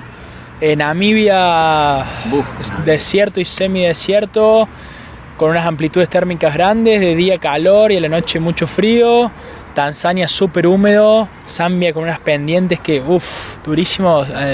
Recuerdo Zambia y lo recuerdo con dolor porque eran unas pendientes tras otras, no se acababa nunca de subir. Después Egipto y el resto de Medio Oriente, con mucho calor, tormentas de arena. Lo más duro, aunque ya estábamos cerca y eso nos impulsaba como si estuviéramos nuevos, fue Arabia Saudita, que como ya nos habíamos mentalizado queríamos llegar el 7. Todos los días teníamos que hacer distancias enormes, 150, 170. Joder. Lo más que hicimos fue 198 kilómetros en un día y al día siguiente 150, así sin descanso. Llegamos con las piernas súper hipertrofiadas, totalmente rotos, quemados por el sol, unas tormentas de arena que te daban vueltas la bicicleta. Pero ha sido una experiencia increíble de superación, porque había momentos, como te digo, Zambia o Egipto, que queríamos tirarle la bicicleta a la mierda porque era muy duro, pero siempre éramos 4 viajando, siempre alguno del equipo estaba con la mente súper fuerte y empujaba al resto. Y como te digo, fue increíble porque pasar pedaleando en Botsuana por parques naturales al lado de elefantes, de jirafas, totalmente sueltos y a tener los escasos metros, es algo que lo volvería a hacer 100.000 veces porque fue una experiencia increíble. Oye, ¿os dejaban? Yo pensé que en los parques naturales o así no se permitía por miedo a depredadores o... Bueno, igual no había... Había de todo depende del país. Por ejemplo, hubo un momento en Malawi que nos obligaron a bajarnos de la bicicleta y subirnos a un camión porque llegamos a la entrada de un parque nacional, había un portón y no se podía entrar en bicicleta por estos riesgos, pero Botsuana, por ejemplo, los parques naturales no están delimitados por un enrejado o algo así. Claro. Entonces, en un momento la carretera pasaba justo por el medio de 2 parques naturales, que es el corredor natural de los animales que van de un lugar al otro por busca de comida, de refugio y demás. Entonces era común que por sobre el asfalto pasara una familia de elefantes. Oye, pero qué miedo también, yo qué sé, que haya un felino grande por ahí al acecho de carne argentina. Estaban los leones, chitas, leopardos, incluso lo que nos contaba la gente local, más peligroso que esos que te nombro eran las hienas, que a veces atacan por atacar y son súper peligrosas. Yo, la verdad, mi ignorancia era como la hiena no pasa nada, y no, sí que eran bravas, pero bueno, no sé si Messi, Maradona o quién nos protegió todo el camino y llegamos a salvo, pero sí que hubo momentos donde los riesgos más grandes eran eso, que nos ataque un animal, o que mientras estábamos acampando un elefante nos pise la tienda y se acabe. Oye, ¿y la gente qué decía de vuestro viaje con los locales con los que contactabais? ¿Les parecía normal lo que estabais haciendo? No lo pueden creer, lo pueden creer, y más sobre todo cuando le decíamos el motivo. O sea, estábamos yendo a Qatar, mucha gente ni siquiera sabía dónde estaba Qatar en el mapa. Cuando le decíamos, estamos yendo a ver el punto para que en algunas aldeas y lugares nos entiendan, era Messi. O sea, ya nombrabas a Messi y todo empezaba a cobrar un poco de sentido. Pero imagínate cuando empezamos el viaje en Sudáfrica o Namibia, que nosotros le estemos contando que estamos yendo a la Copa del Mundo, era como, ¿por qué no te tomamos un avión? ¿Qué hace acá? Como que no tenía ningún tipo de lógica para nadie, pero bueno, para nosotros sí, el objetivo era enorme y eso era lo que era nuestro motor diario para hacer lo que hacíamos. Leandro, yo, escuchando ahora tu narración africana, sobre tan rápida, pensaba sobre todo en los cruces de frontera, en mi viaje. Nosotros, Iciar y yo, estuvimos viajando un año por África de mochileros, pero por la otra costa, y pensaba, una de las cosas más complicadas de gestionar fue los visados, los cruces de frontera. Algunos fueron complicados, con intentos de soborno, muchas horas a la espera de calor, tal. ¿Cómo fue esa experiencia más burocrática, práctica del viaje? Fue lo peor del viaje, lejos. Yeah. Así como decís, siempre por la precarización de muchos países africanos, siempre por ahí o mala experiencia de alguien que nos había contado, era como estar ahí alerta a ver si en realidad era como nos estaban diciendo o en realidad nos estaban sobornando. Era una tarea súper difícil la de ir a la frontera a pelear por una visa. Hubo algunas que sí fueron súper amigables y otras que no. Llegar a Sudáfrica para nosotros argentinos no hubo problema, hay que tener solamente el certificado de la fiebre amarilla, ya está. La visa de Namibia también se tramitaba con antelación y ya está. Botsuana no pedía nada, en ese momento certificado vacuna de COVID y un par de cosas más y pase, y ni siquiera nos miraron mucho el pasaporte. Después Zambia, visa, y era llegar y... Pasa que también había mucha desinformación, muy poca gente que había hecho el cruce de algunos países, entonces como que no sabía si se podía hacer un arrival, si no se hacía. Algunas que la misma web oficial te decía que le podía hacer un arrival y después llegaba a la frontera y como, no, ¿qué es esto? La más dura de todas quizás fue la de Malawi, que al llegar nos decían como, no le pueden hacer un arrival, tienen que pagar en efectivo $50. Y nosotros ahí lo primero que pensamos fue, nos está sobornando. Y ahí sin wifi, sin nada, o sea, como es creer o no creer. Y de tanto discutir, no sé qué sé yo, llegamos a la conclusión de que sí, que era real, o sea, era la visa real. Pero, o sea, si la hacíamos así, teníamos que pagar en efectivo, que no teníamos. Y para pagar con tarjeta tiene que ser online, que ellos, el sistema, le tardó como 3 días. O sea, ¿qué íbamos a hacer 3 días en la frontera de Malawi con la humedad, el calor que hacía? Eran 3 días de no avanzar. Fue como, bueno, ¿dónde hay un cajero automático para sacar dinero? Tuvimos que volver de nuevo al lado de Zambia para encontrar un cajero, sacar el dinero en cuachas de Zambia, buscar una persona ahí en el medio de la calle que nos cambie a un precio razonable la moneda de Malawi, y fue todo un tema de, no sé, como 5 horas para pasar una frontera que en realidad sí era un arrival, un trámite de 10 minutos y ya está. Pero bueno, en ningún lado nos informaron o había la información de que tenía que ser en efectivo, si no lo hubiéramos hecho con tiempo. Eso fue muy loco, pero bueno, pasó. Después en Tanzania también nos pasó una situación de llegar y que habíamos hecho la visa online para que no pase esto lo mismo, y no, que su visa no está y que esto y que lo otro, también horas en la frontera. Egipto muy fácil para llegar, pero muy difícil para salir. Oye, y entre medias, Etiopía y Sudán, bueno, ¿cruzasteis por tierra? Etiopía lo tuvimos que evitar. Etiopía estaba en nuestra ruta originaria, era sí o sí de Etiopía. Y a medida que nos íbamos acercando, escuchamos historias muy malas de Etiopía, de que había estallado una especie de guerra civil porque derrocaron al presidente o primer ministro, no sé qué era. Y que se va a meter en sí. Nos llegaban muy malas noticias de Etiopía, entonces empezamos a dudar de qué hacer, porque aparte teníamos encima todos nuestros equipos, estamos grabando un documental sobre el viaje, entonces dron, cámara, esto, lo otro, y qué hacemos con Etiopía, hasta que en un momento decidimos evitarlo, y una vez que lleguemos a Kenia, ir hacia el otro lado, hacia Sudán del Sur. En cuando empezamos a investigar un poco de Sudán del Sur, también los pocos cicloviajeros que conocimos nos decían no vayan a Sudán del Sur ni se les ocurra. Así que fue como, bueno, ¿y qué hacemos? Porque estamos encerrados, o sea, de Kenia para arriba, si no era Somalia, que tampoco daba garantía nada. Así que terminamos sacando un vuelo desde Nairobi, volamos al Cairo, salteándonos Etiopía, que eso me dolió muchísimo porque era como una ilusión ir a Etiopía. Sudán del Sur tampoco fuimos, Sudán tampoco. Y nos salteamos esos 3 países que a mí en lo personal es como una espina, una cuenta pendiente, porque lo mismo que me pasó en el viaje anterior que te contaba de que no poder entrar a Venezuela, para mí es una espina, es como queda un hueco ahí en el mapa de duda. De todas maneras, he de decir que Etiopía tiene muy mala fama entre los cicloturistas porque los chavales tiran piedras. Sí. Entonces, no podemos creer eso, no podemos creer.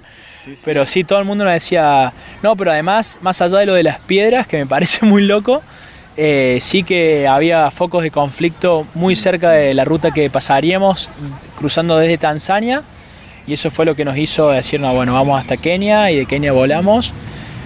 Que hoy, viéndolo con el diario del lunes, fue una decisión acertada porque no corrimos ese riesgo y llegamos con tiempo al Mundial, que quizás si no hacíamos ese salto, hubiéramos llegado más jugados. Luego estaba pensando también, algunos viajes los has hecho solo, otros acompañado, pero en este ibais 4 personas. ¿Cómo es viajar con 4 personas que en un viaje tan físico además, que igual tenéis 4 maneras de entender el viaje, la vida, el día a día, o fuisteis piña todo el rato? No, la convivencia ya de por sí en la vida diaria con una pareja, con amigos y compartís piso y demás, se hace difícil. Imagínate conviviendo 24/7, de los cuales 10-12 horas por día arriba de la bicicleta, con dolor de culo, con hambre, con incomodidad porque armamos la tienda en un lugar donde pasamos frío, lo que sea. Entonces roces hubo. De hecho fue variando el equipo, salimos 4 de Argentina, 1 se volvió en Botsuana, hicimos siendo 3 la mayoría del camino y se nos sumó un cuarto de nuevo en Egipto y terminamos siendo 4. A mitad del Mundial 1 se fue a Australia y terminamos 3 de nuevo, y creo que esas variaciones también ayudaron a renovar la energía por momentos, porque de verdad que se hace difícil la convivencia.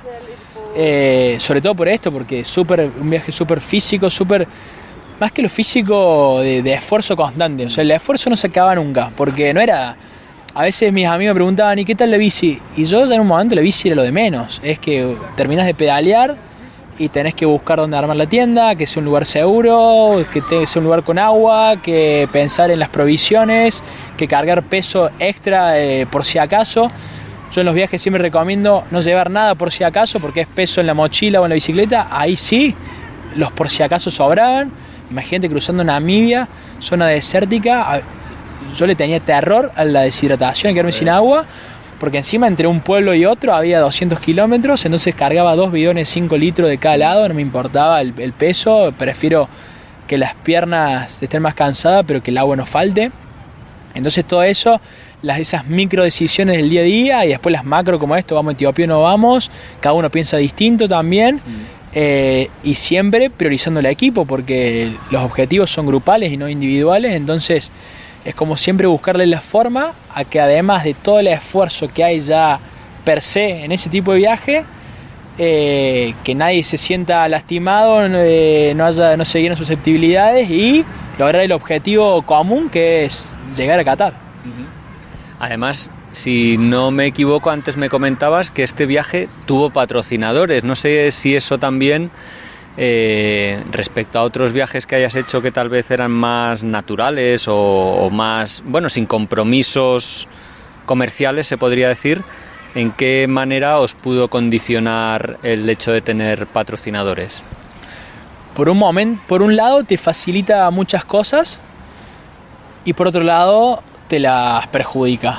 O sea, hay momentos en los que los compromisos con las marcas, obviamente más allá del esfuerzo, cada marca quiere su retribución. Algunas fueron por dinero y otras fueron por canje de productos que necesitábamos, como incluso las mismas bicicletas. No es que nosotros fuimos a una tienda a comprar nuestra bici, teníamos el auspiciante. Y por momentos, además de pedalear y buscar dónde comer, dónde cocinar, dónde dormir, había que pensar en el contenido, crearle. Y obviamente hay auspiciantes más exigentes que otros, y había algunos que era como nunca era suficiente, había que siempre estar creando algo nuevo, y la verdad que eso hacía que se desgaste más. Hoy la verdad con esta experiencia sí que los auspiciantes te facilitan algunas cosas, pero buscaría el equilibrio. Quizás menos auspiciantes y más tiempo para poder descansar o no tener que estar tan encima de estar creando contenido 24/7, que también nos ayudó porque una vez que llegamos a Qatar fue más fácil conseguir las entradas, fue más fácil de los partidos, los hospedajes y demás. Todo se dio de una manera, hemos movido tanto medios y demás que eso facilitó, pero el trabajo fue intensísimo. ¿En qué consiste el trabajo? O sea, por un lado, ¿qué espera un patrocinador? ¿Nos podrías dar unas pinceladas de lo que ha supuesto, de qué querían los patrocinadores para alguien que esté pensando, me gustaría irme de viaje por África en bicicleta, voy a buscar patrocinadores, que es algo que cada vez se escucha más? ¿Qué tipo de ejemplos le puedes dar de cosas que esperaban?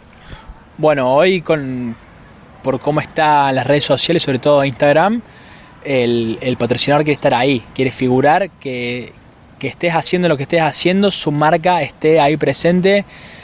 Supongamos si hubiera un patrocinador ahora, en esta entrevista tendría que estar, no sé, el mate que estoy tomando, mostrando el logo de algo, que algunos son imperceptibles y otros te exigen que no importa que sea burda la publicidad, pero quieren que su nombre esté o que lo estés nombrando todo el tiempo. Todo depende también de qué hayas arreglado, eso depende también de cada uno, pero sí, los auspiciantes quieren de alguna manera demostrar al público en general que sin ellos hubiera sido mucho más difícil llegar. Como que te acompañaron durante el camino, estuvieron ahí firmes, que si es cierto, es un, no sé, tener de auspiciante una asistencia al viajero te hace sentir tranquilo de que, no sé, quizás en mis viajes al menos me lo pienso a veces si tener asistencia o no, por los costos. A veces el viaje a dedo fueron más de 2 años, es como pagar 2 años enteros de asistencia al viajero, y siendo que en Latinoamérica con esos dólares viajo tranquilo un tiempo y capaz que me lo pienso o lo saco solamente en lugares más peligrosos que otros. Entonces tenerlo, el auspiciante, te tranquiliza en cierto momento, pero es esta carga que además de estar haciendo el viaje y demás, estar pensando en la retribución, que la marca esté ahí, incluso contar de qué consiste el servicio que nos da y demás.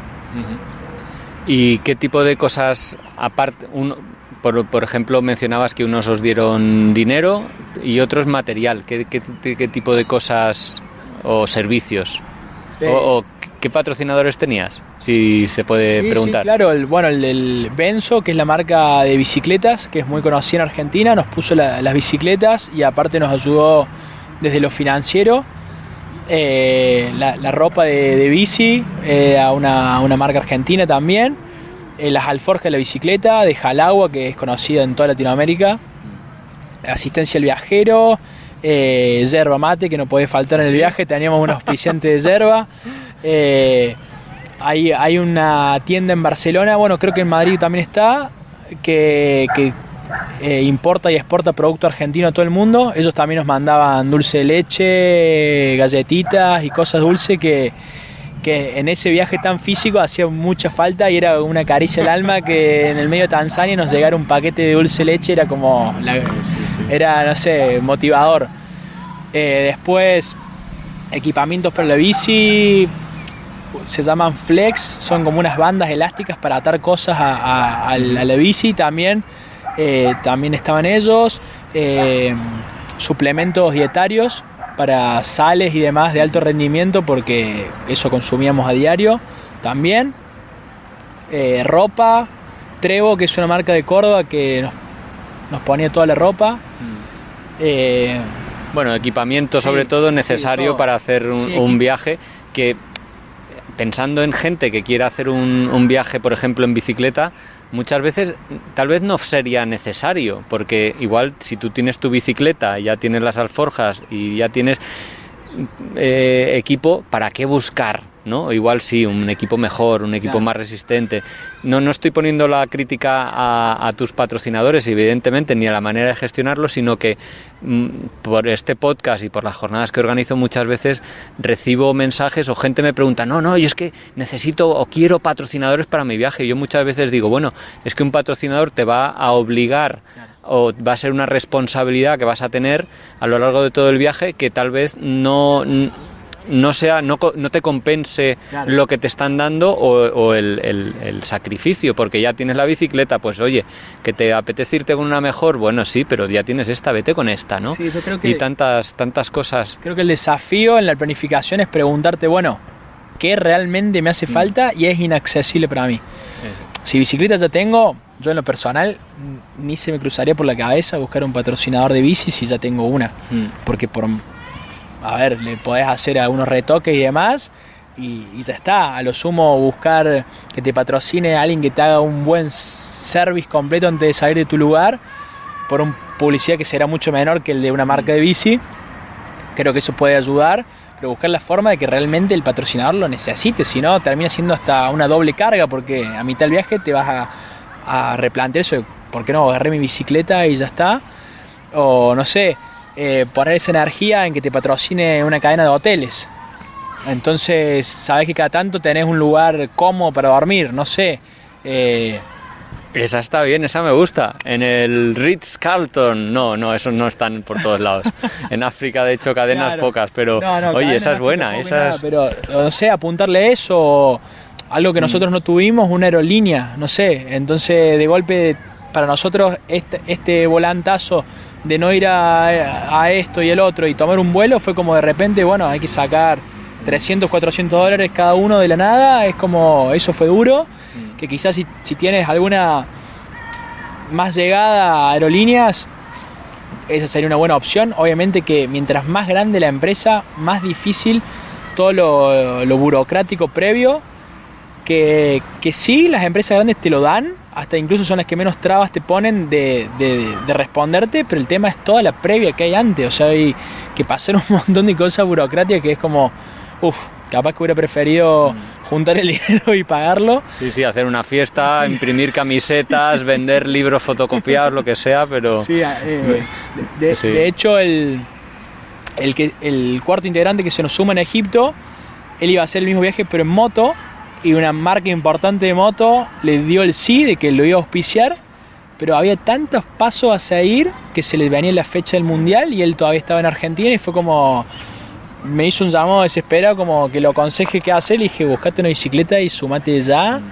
Que encima justo coincidió con nuestro vuelo a Egipto, entonces él llegó a Egipto y ya está. Pero eso, o sea, la marca de moto le ha dicho que sí, es una marca conocida mundialmente, le dio el sí, tuvieron una entrevista, todo, pero hasta que el tesorero le avisa el de presupuesto, que el de presupuesto no sé qué sé yo, hasta que pasa todo eso hay 4 meses en el medio, entonces... se te pasó la vida, y 4 meses por decir poco. Leandro, vamos, que nos podemos estar horas aquí hablando y horas y años, estoy súper a gusto, la verdad, pero me gustaría volver a ir para ir cerrando un poquito al tema del viaje, a este viaje africano. Cuéntanos alguna anécdota, algún momentazo, algún problemón, alguna de estas historias viajeras para dormir bien o para dormir fatal. Tengo una de dormir fatal y una de dormir muy bien. La de dormir muy bien no tiene que ver con la bici, porque dentro del viaje también había cosas que consideramos imperdibles. Por ejemplo, en Tanzania ir a la isla de Zanzíbar, en Jordania ir a Petra, eran innegociables. Tengamos dinero o no, buscar la forma de hacerlo. Y en Jordania, cuando decidimos ir a Petra, éramos 4 y nos perdemos 2 y 2. No coincidimos. ¿En la carretera? No, dentro de Petra, caminando, como que quedamos separados 2 y 2. Y yo me quedo con uno que también está. Creo que de los 4 éramos los 2 que menos nos importa los riesgos. Y en un momento veíamos que había como gente caminando en la montaña y viendo el famoso tesoro, la foto, la imagen principal de Petra desde arriba. No sabíamos cómo llegar y empezamos ya estaba medio como que cerrando el lugar, atardeciendo, y empezamos a trepar piedras, empezamos ahí de roca en roca, hasta que llegamos a un mirador. Nos encontramos con un beduino que nos dice, que nos invita a tomar té. Ahí en los pueblos árabes, puro té. Nos invita a tomar té, se empieza a atardecer y en una cosa llegó a la otra. Él tenía como su casa, era un parador en realidad, en un mirador donde se veía perfecta la imagen principal de Petra. Y en un momento nos empieza a hacer frío, hace un fueguito, sigue calentando té, nos invita a cenar. Y en un momento dice: chicos, ¿se quieren quedar a dormir? Esta noche hay show de luces y velas en Petra, así que lo pueden ver desde acá arriba, siempre y cuando no se asomen al risco, porque los pueden ver y a mí me multarían. Así que la cosa es que terminamos durmiendo en Petra, algo que está prohibido entre comillas, porque este beduino vive ahí y fuimos como invitados de él. Y además viendo el show de luces y velas, que es algo exclusivo, lo vivimos desde arriba, o sea, adentro del parque. Fue una cosa que no podíamos creer. Al otro día despertarnos con el amanecer, 6:30, 7 de la mañana, y estar en Petra, maravilla del mundo, con todo lo que implica. Fue una locura, esa fue la dormida buena onda. Oye, ¿y vuestros colegas qué pensarían? Que estabais desaparecidos, estos han desaparecido, no aparecen por el hotel, se habrán despeñado, bueno. En un momento me preocupé, dije como tendríamos que avisarle de alguna manera, que era imposible, y después dije, si ya nos conocen, saben que estamos bien. No deben imaginar que estamos cenando dentro de Petra, sí, pero se imaginarán que estamos bien. Y la dormida fatal fue un poco lo que hablábamos antes de Botsuana, de estar en la bicicleta entre parques naturales. Nosotros planificamos el día para unir de poblado en poblado, de ciudad en ciudad, para que no nos agarre la noche en el medio de la nada, con los riesgos que había de que aparezca algún felino y o animal salvaje. El tema es que había un tramo del recorrido que había más de 300 kilómetros entre un lugar y el otro, entonces sabíamos que ese había que dividirlo en 2 tandas y en algún momento íbamos a quedar en algún lugar medio desprotegidos. Estábamos en ese día de desprotección buscando qué sería lo más protegido posible y encontramos un señor, frena en su auto súper preocupado, nos dice que desarmemos las bicis, que las carguemos, que él nos llevaba. Nosotros súper orgullosos y testarudos que vamos a llegar en bicicleta a Qatar, que no queremos ningún atajo ni nada. Y entonces él se queda como re preocupado y nos dice: lo único más o menos decente que hay en el camino que les queda es una antena de telecomunicaciones que tiene su reja. Y dijimos, bueno, le apuntemos a esa reja y ya, y dormimos tranquilos. Cuando llegamos al lugar, la antena estaba, todo un caminito de tierra que llevaba a la antena, y cuando llegamos a la antena, toda la reja tumbada por los elefantes. Los elefantes habían caminado por ahí y una reja de metal, pero un elefante es como un alambrito así nomás. Así que nos pusimos a enderezar todas las defensas de la antena, a tratar de atar el portón como podíamos. Y bueno, supuestamente eso nos dejó tranquilo, que los elefantes al menos si pasaban harían ruido y nos despertaríamos. Y después dijimos, bueno, ¿qué pasa si viene un león? Entonces no se nos ocurrió mejor idea que hacer una fogata. Y dijimos, bueno, hacemos una fogata bien grande, vamos a juntar toda la leña antes que se haga de noche y nos turnamos para que el fuego esté vivo toda la noche y vamos a espantar a todos los animales. Como en las películas, vaya. Súper lógico. La cosa es que hacemos la fogata, dormimos con un ojo abierto y otro cerrado por las dudas, no pasó nada, sobrevivimos y al día siguiente cuando llegamos a un lugar donde nos estaban esperando, que nos hospedaban, le estamos contando esta historia a la gente local que vive ahí de toda su vida y toda su vida ha convivido con leones, leopardos, hienas y demás. Y la señora nos pregunta, ¿ustedes saben cuál es el único animal que es atraído por el fuego? El león. Joder. Así que bueno, por ignorancia nos salvamos porque no sé por qué nos salvamos, por alguna protección divina, porque realmente lo único que hicimos toda esa noche fue atraer leones. Por suerte no lo logramos. Estarían en otro territorio, pero joder. Al menos uno de los 4 no estaría contando la historia. Bueno. Oye, ¿qué te llevas tantos años viajando? Desde 2011 decías, y casi de manera ininterrumpida, o viviendo en el extranjero. ¿No te cansas? ¿No se cansa uno de ser tan nómada? Sí. Si me hacías esta pregunta hace 2 años o 6 meses, te hubiera respondido que no, que siempre hay impulso de seguir y que la ruta nunca acaba y demás.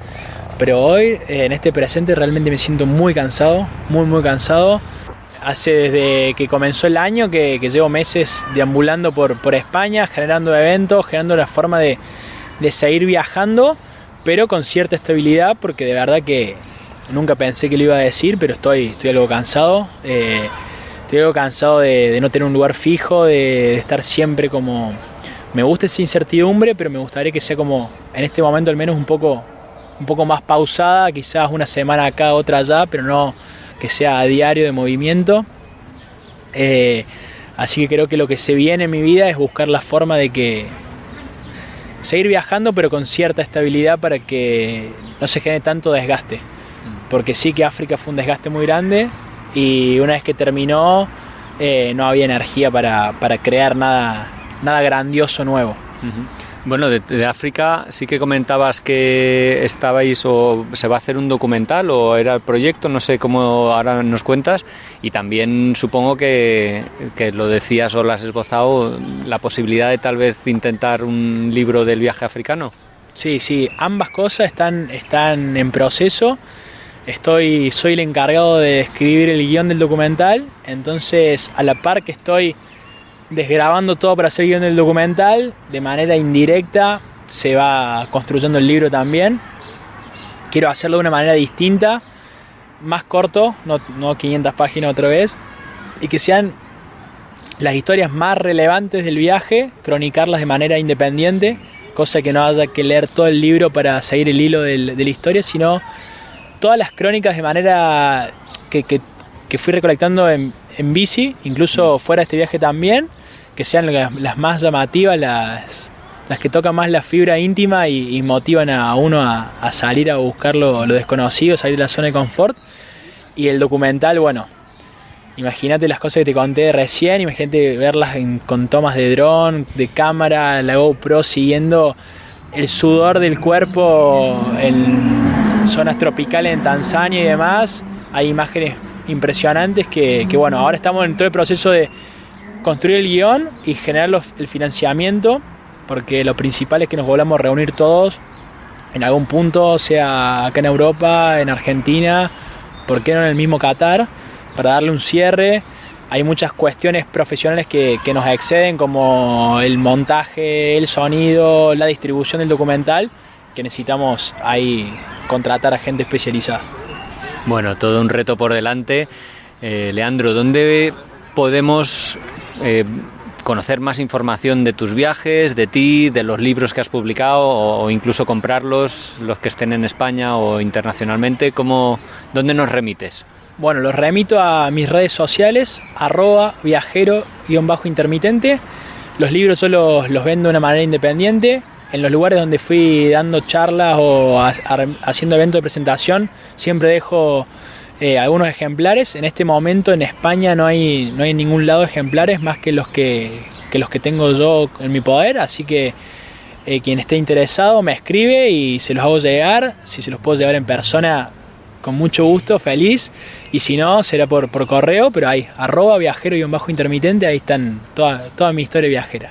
Pues Leandro, muchísimas gracias por tu tiempo, ha sido un placer, la verdad, súper a gusto hablando aquí contigo, esta cita ciegas, habernos puesto cara de esta manera, y nada, espero que tú también lo hayas pasado bien. Sí, lo disfruté muchísimo, gracias a vos por el espacio, por interesarte en mi historia, la verdad que yo encantado siempre que sea hablar de viajes y de libros, podríamos estar horas y horas. Y gracias a Fernando, que es quien nos Claro. ha puesto en contacto, así que desde aquí un saludo, Fernando Castiñeiras. Sí, un saludo para Fer, que es el nexo de este vínculo y de tantos otros que ya me hizo conocer a gente increíble por toda Europa, así que agradecidísimo, Fer, siempre. Y nada, pues a ti, querido oyente, que sigues aquí escuchando hasta el final del programa, muchísimas gracias por hacerlo. Espero que hayas disfrutado mucho de esta conversación a ciegas, totalmente improvisada. Ya os digo, sin guión venía, sin más expectativas de lo que ha sucedido y ha quedado aquí recogido. Bueno, hemos parado de grabar un par de veces porque ha pasado un helicóptero de la policía, una chica echándole la bronca al novio, algunos niños de fondo. A veces me han dado ganas de levantarme a gritarles y decirse que se callaran, pero creo que ha quedado una conversación estupenda. Y nada, te doy las gracias por llegar hasta aquí, especialmente si apoyas económicamente a este podcast a través de iVoox o a través de Patreon. Y nada, os envío un saludo muy fuerte. Hasta la semana que viene.